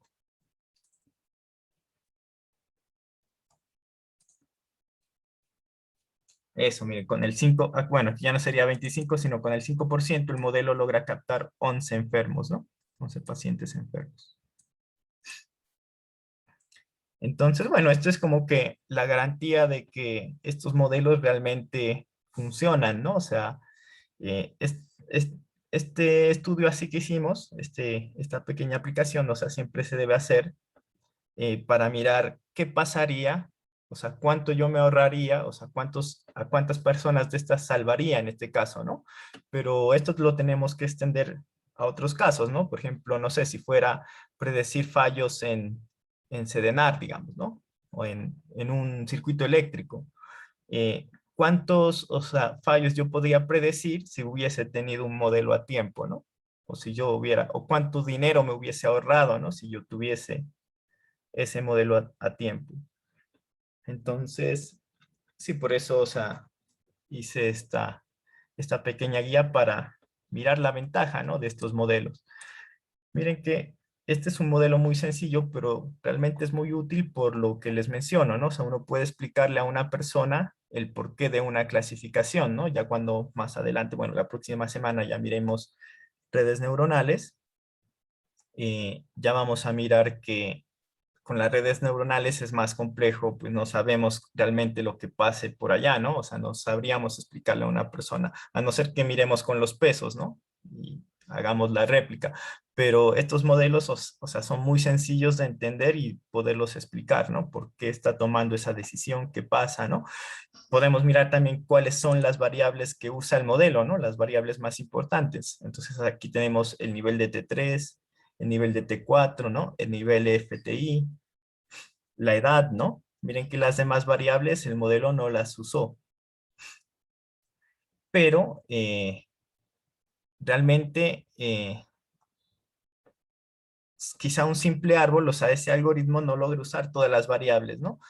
Pero ahí está, o sea, la importancia de estos pequeños modelos, miren. Estos modelos son muy inestables, ¿no? O sea, ¿qué quiero decir que es inestable?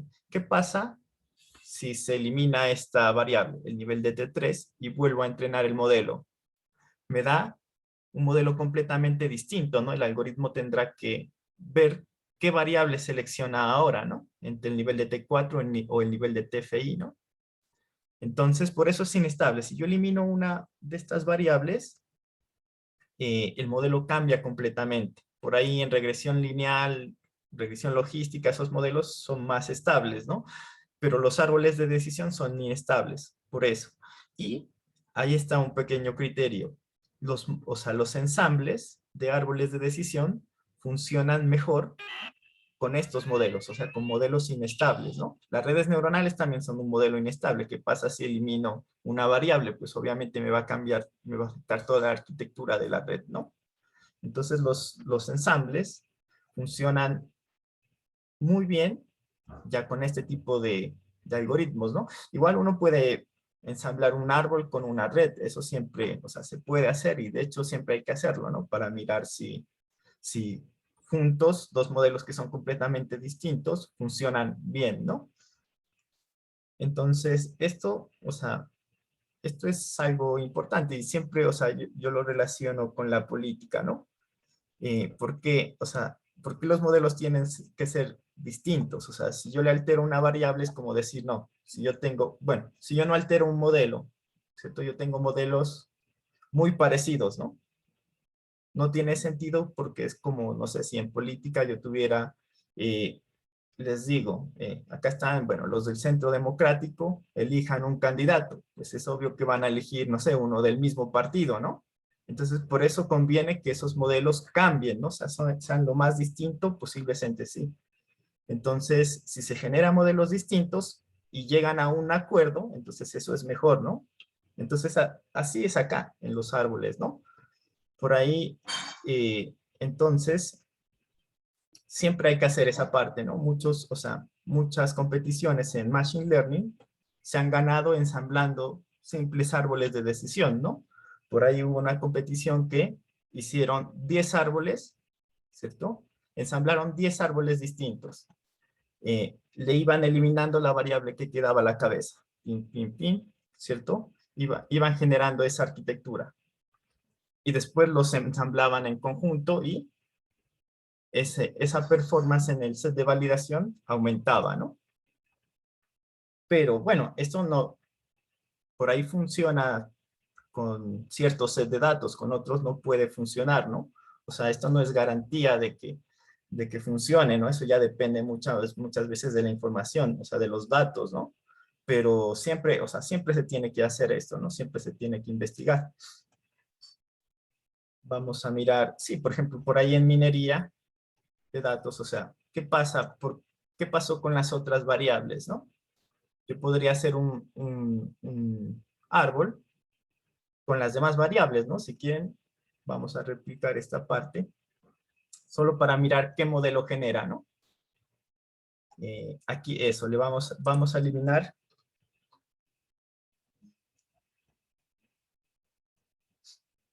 el nivel de T3, que es la variable más importante en este caso.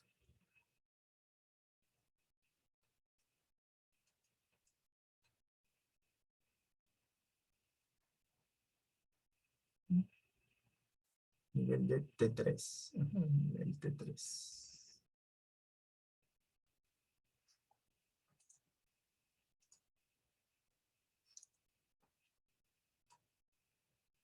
A ver, la escribí mal. Ah, es en mayúscula.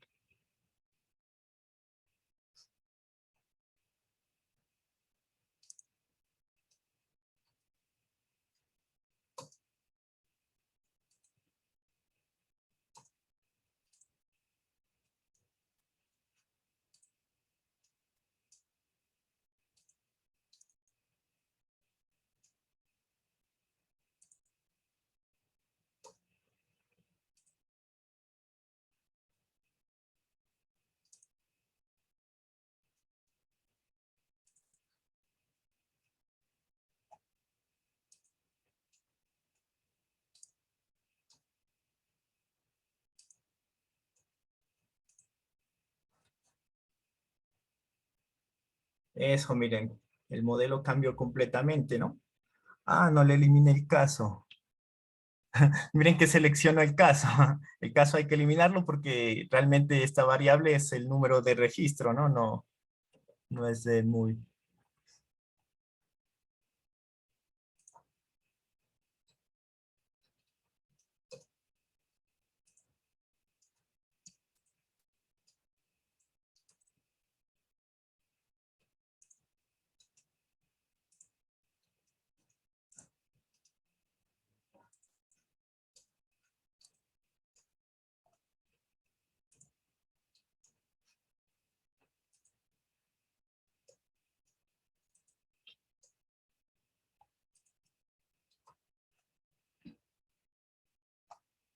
Eso, miren, aquí ya el modelo, este es el modelo 1. De un modelo completamente distinto al que teníamos, ¿no? Miren, ya la variable más importante ahora es el TT41, T4U. Miremos la edad, ¿no? Nivel de TFI. Igual sigue sin, o sea, siguen sin tocar las variables dummies, ¿no?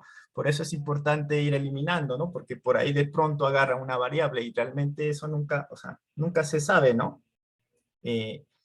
Muchos modelos, por eso es importante los ensambles, porque si yo ensamblo los modelos, yo sé la importancia que tiene cada una de las variables, porque prácticamente le estoy obligando al árbol a decirle que particione, ¿no? A ver, miremos el modelo 2. Claro, el modelo 2, bueno, es un árbol más grande.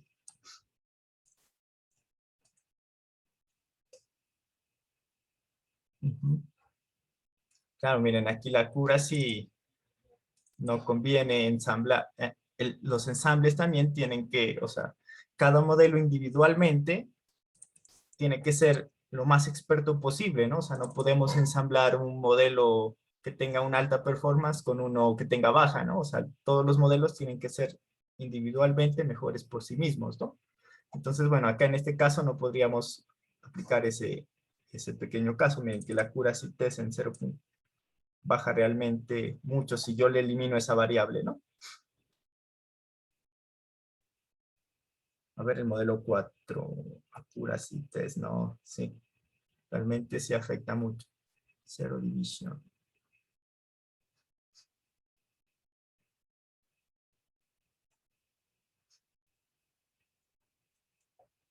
Entonces, pero sí, esto era para contarles, o sea, cómo funcionan por debajo los modelos de ensamble, ¿no? Eso ya lo verán. Después de redes neuronales vamos a mirar más en detalle los ensambles. Entonces, bueno, ahora yo les dejo una actividad. La parte de árboles de regresión, bueno, la vamos a mirar mañana.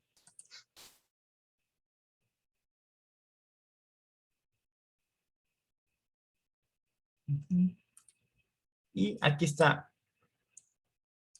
Esta es la actividad, digamos, siguiente. Bueno, esta es la de árboles de regresión. Así que esa, bueno, cuando mañana miremos la teoría, la tratamos, ¿no? Pero sí, adelanten entonces esta práctica. Si quieren, pueden probar con este dataset, con el de SIG, o por acá les voy a dejar una página. Si quieren buscar más datasets, hay aquí Kaggle. Kaggle Datasets. Esta es una página donde realizan competiciones de Machine Learning, ¿no? Y hay publicados muchos datasets. Entonces, miren, en Electrical Hall, aquí ustedes le pueden dar, no sé, yo quiero un dataset para clasificación. Classification. Eso, bueno, clasificación de hongos, clasificación de IntelliMash, ¿no? Mobile Price Classification, ¿no? Si quieren, o sea, pueden hacerlos con cualquier dataset que ustedes, bueno, puedan descargar, ¿no? Esta actividad. ¿En qué consiste? Entonces, vamos a mirar el sobreajuste, ¿no? Entonces, para este experimento, bueno, van a reservar un 30% de los datos de validación y el otro 70% será para el entrenamiento. Entonces, bueno, van a ejecutar corridas del árbol de decisión variando el parámetro de poda, o sea, el CCP alfa, ¿no?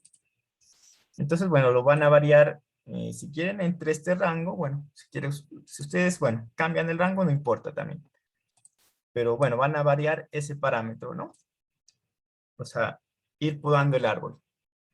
Entonces van a graficar el tamaño del árbol medio en cantidad de hojas y cantidad de nodos, en función de la función de poda, ¿no? O sea, van a establecer, dice, cantidad, o sea, van a graficar el tamaño del árbol, por ejemplo, aquí.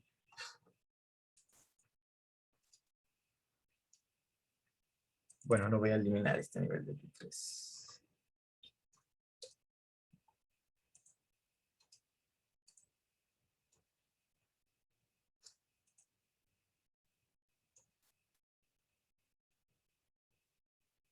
Eso, ¿dónde está el modelo? Eso, este modelo. Entonces, miren, van a graficar este CP alfa versus el tamaño del árbol, ¿no? O sea, el CP alfa ustedes, bueno, lo tienen que ir iterando, ¿no?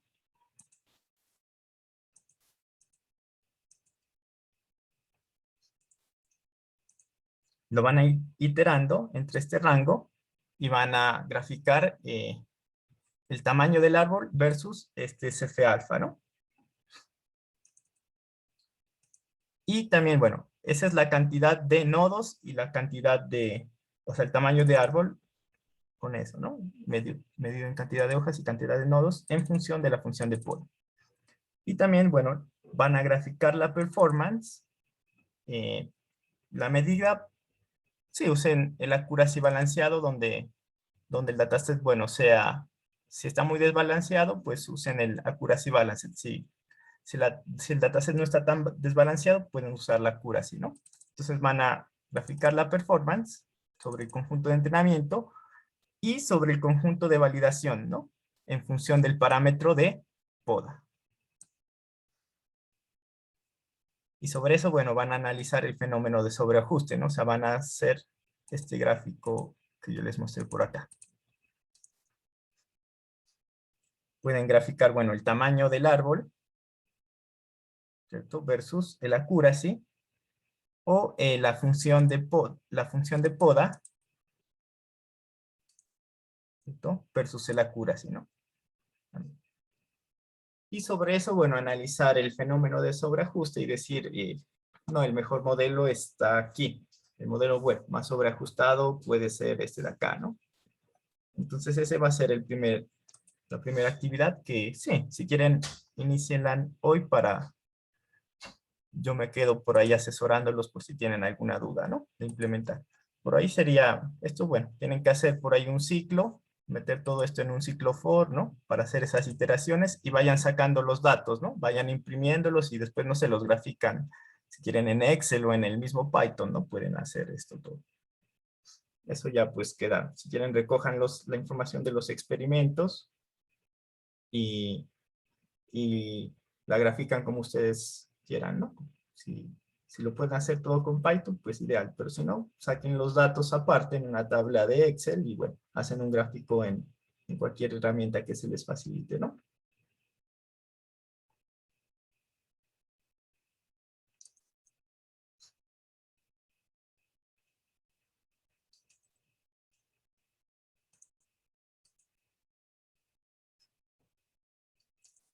Por acá, sí, por acá voy a abrir.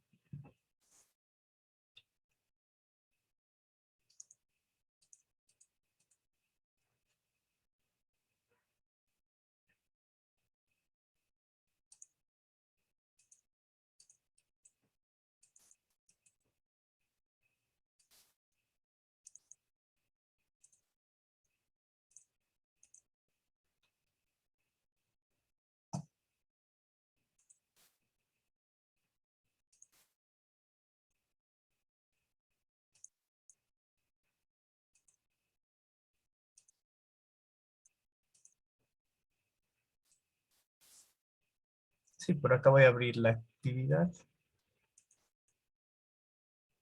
A ver qué actividad vamos. Actividad 4 sería.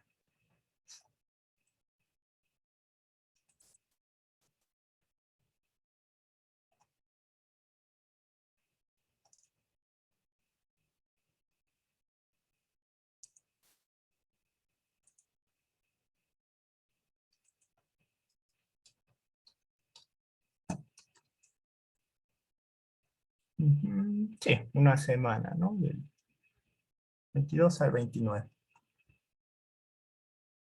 Dar cambios y regresar al curso.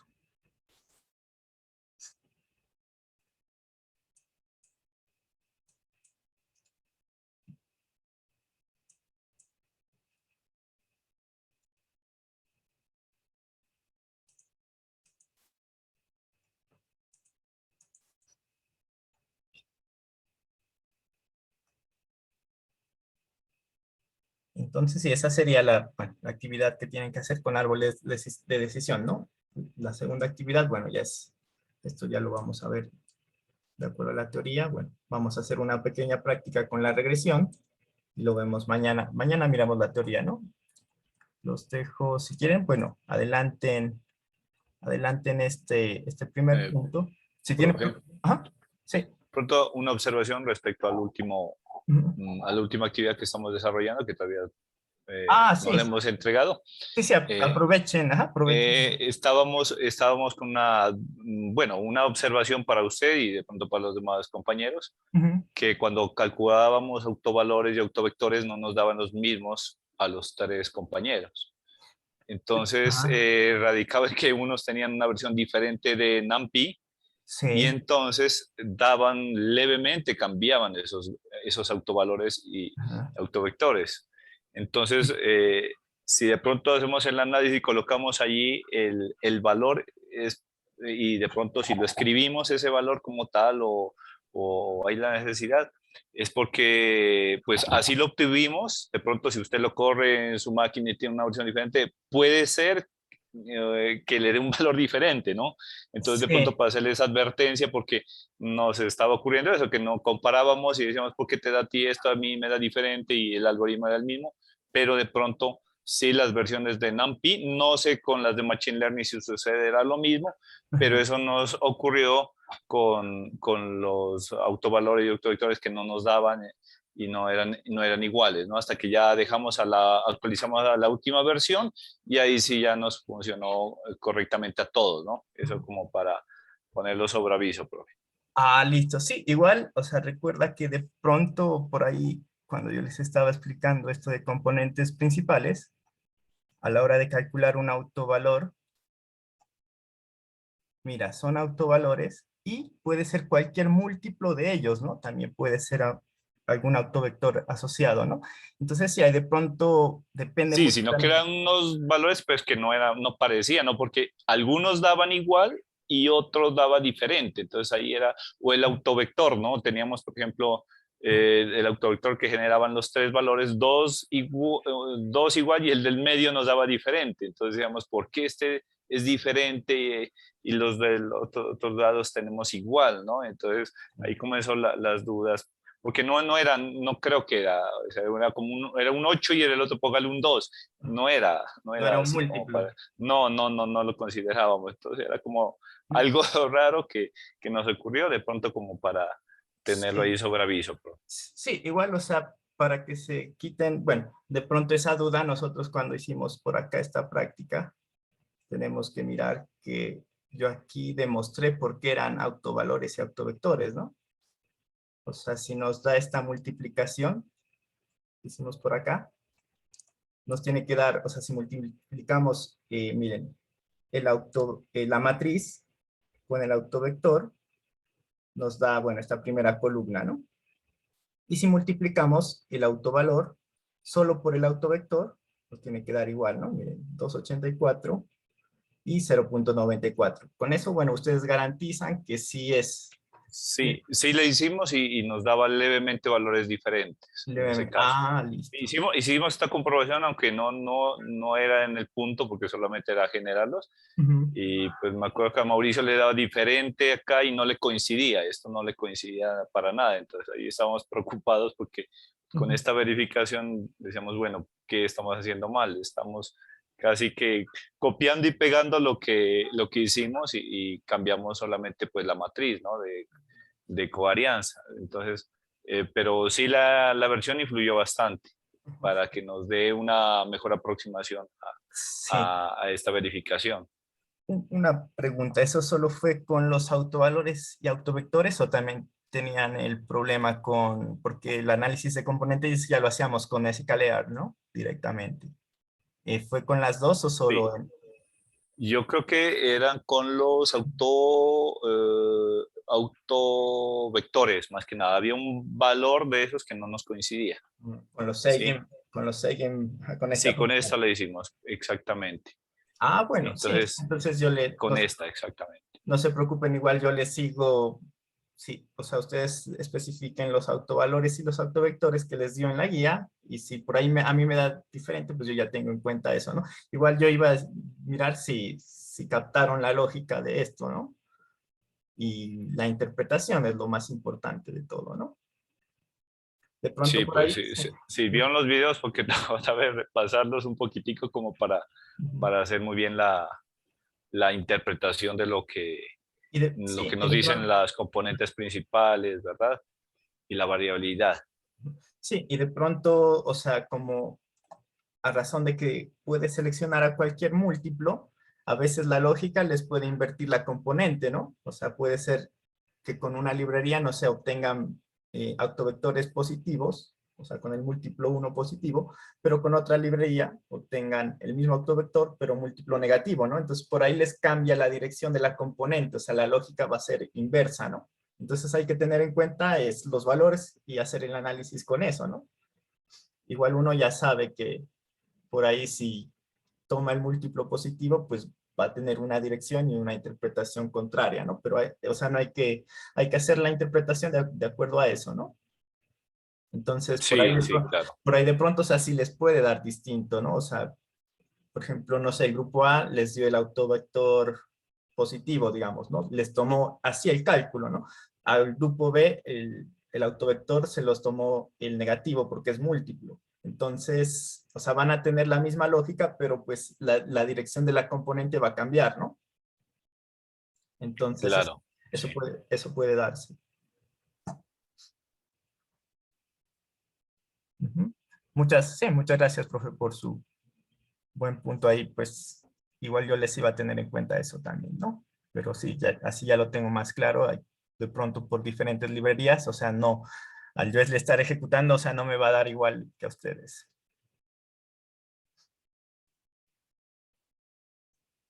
Sí, entonces, sí, si quieren, tómense en el descanso, pero vamos a trabajar ya en este segundo taller, ¿no? En este cuarto taller ya es. Así ya vamos teniendo muchas notas, mejor para ustedes, pues, considero que es.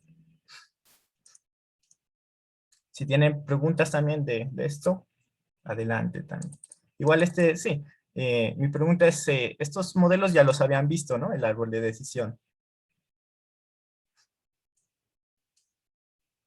Los miraron con el profe Ricardo. Sí, sí los vimos con una herramienta que se llama Hueca. Hueca. Ah, sí. Sí, Hueca por ahí tiene otros, o sea, es otro algoritmo, ¿no? El que funciona, ¿no? Los de Python. Sí, unos de Se, Java, porque trabaja con Java. Ujú. No me acuerdo, ahí nos lo mencionaba uno, el más famoso de esos, y pues tenía la particularidad de crear muchas más, que se llama ramas, ¿no? Porque este es como dos ramitas nada más. Ah, sí, Y o el sea, otro creaba más. tenía la posibilidad de crear muchas más ramas, no solamente un árbol binario como es este, sino un árbol de varias, ¿no? De varias De varias ramas. ramas. Ujú. Sí, sí, Hueca tiene, creo que se llama C4.5 o el Sí. Ujú. J48, ¿no? Son Sí, yo creo que es el J48. RJ48. Sí, Ujú. sí son estos árboles, esa Sí, Hueca es basada en Java. Y sí, o sea, estos árboles de Python son, o sea, usan otro algoritmo que se llama CART, ¿no? Por ahí de mm, pronto son, pues, estos son como más recomendables también, y tener así de lado un lenguaje de programación donde uno puede iterar y hacer más cosas es mejor. Hueca, sí, por ahí Hueca está muy bien pues para la parte académica, ¿no? Pero cuando ustedes salgan al ambiente académico y necesitan entrenar un modelo de una vez con estas va, va herramientas. a tocar decirle a Ricardo que muy académico. Sí, sí, o sea, Weka es una herramienta muy académica, muy buena, ¿no? Sí, sí. Para la Pero escritura. no, en proyectos así de este tipo, pues Sí, en proyectos, no o se sea, los escucha, ¿no? sí, o sea, en proyectos orientados a Big Data y cosas así, ya toca ser más robusto, ¿no? Con estas herramientas. Así que está bueno Sí, que ustedes las conozcan acá, ¿no? Con Python sí. directamente. Hay que conocer variedad para Ujú. saber escoger y ver qué herramientas se pueden de pronto encauzar para determinados tipos de problemas, ¿no? Ujú. Sí, Esta herramienta, por lo menos, pues Python y todo el conjunto de herramientas que ofrecen estas Scikit-learn y cualquier otra, pues muy potente, ¿no? sí. De ahí ya Entonces, sí, como les mencionaba antes, si ya quieren más potencia, hay una herramienta, no sé si la han escuchado, se llama Apache Spark. sí, yo lo he escuchado, pero Ajá. no he Sí, tenido la... si de pronto, sí, si de pronto tenemos algún tiempo, la podríamos mirar, ¿no? Más adelante. Excelente. Pasa que la instalación es un poco compleja, pero no, la hacemos, ¿no? Eso, Por lo menos para hacernos un arbolito navideño. un arbolito, sí, el arbolito navideño. Sí, está bien Vale, vale. trabajar con esa herramienta. Igual yo se las quería también presentar más adelante. Primero acabo con la temática y sí, de ahí nos vas, una vez terminada la temática, para el taller final, o sea, les estoy preparando un dataset donde van a trabajar todos los métodos posibles, ¿no? Porque ese dataset tiene texto, tiene variables geográficas, ¿no? Por ahí vamos, les recomiendo también que tengan instalado Postgres en sus máquinas y hay una extensión que se llama PostGIS. PostGIS es para la parte, no sé si la han escuchado, PostGIS. PostGIS es para la parte, digamos, geográfica, ¿no? Es una base de datos espaciotemporal, es un complemento de Postgres. Entonces, sí, para construir un dataset espaciotemporal y aplicar estas técnicas de Machine Learning, ¿no? Vamos a mirar cómo procesar texto, ¿no? Cómo transformar el texto y que la máquina lo entienda, ¿no? O sea, ese dataset, ese último ejercicio, bueno, vamos a practicar de todo.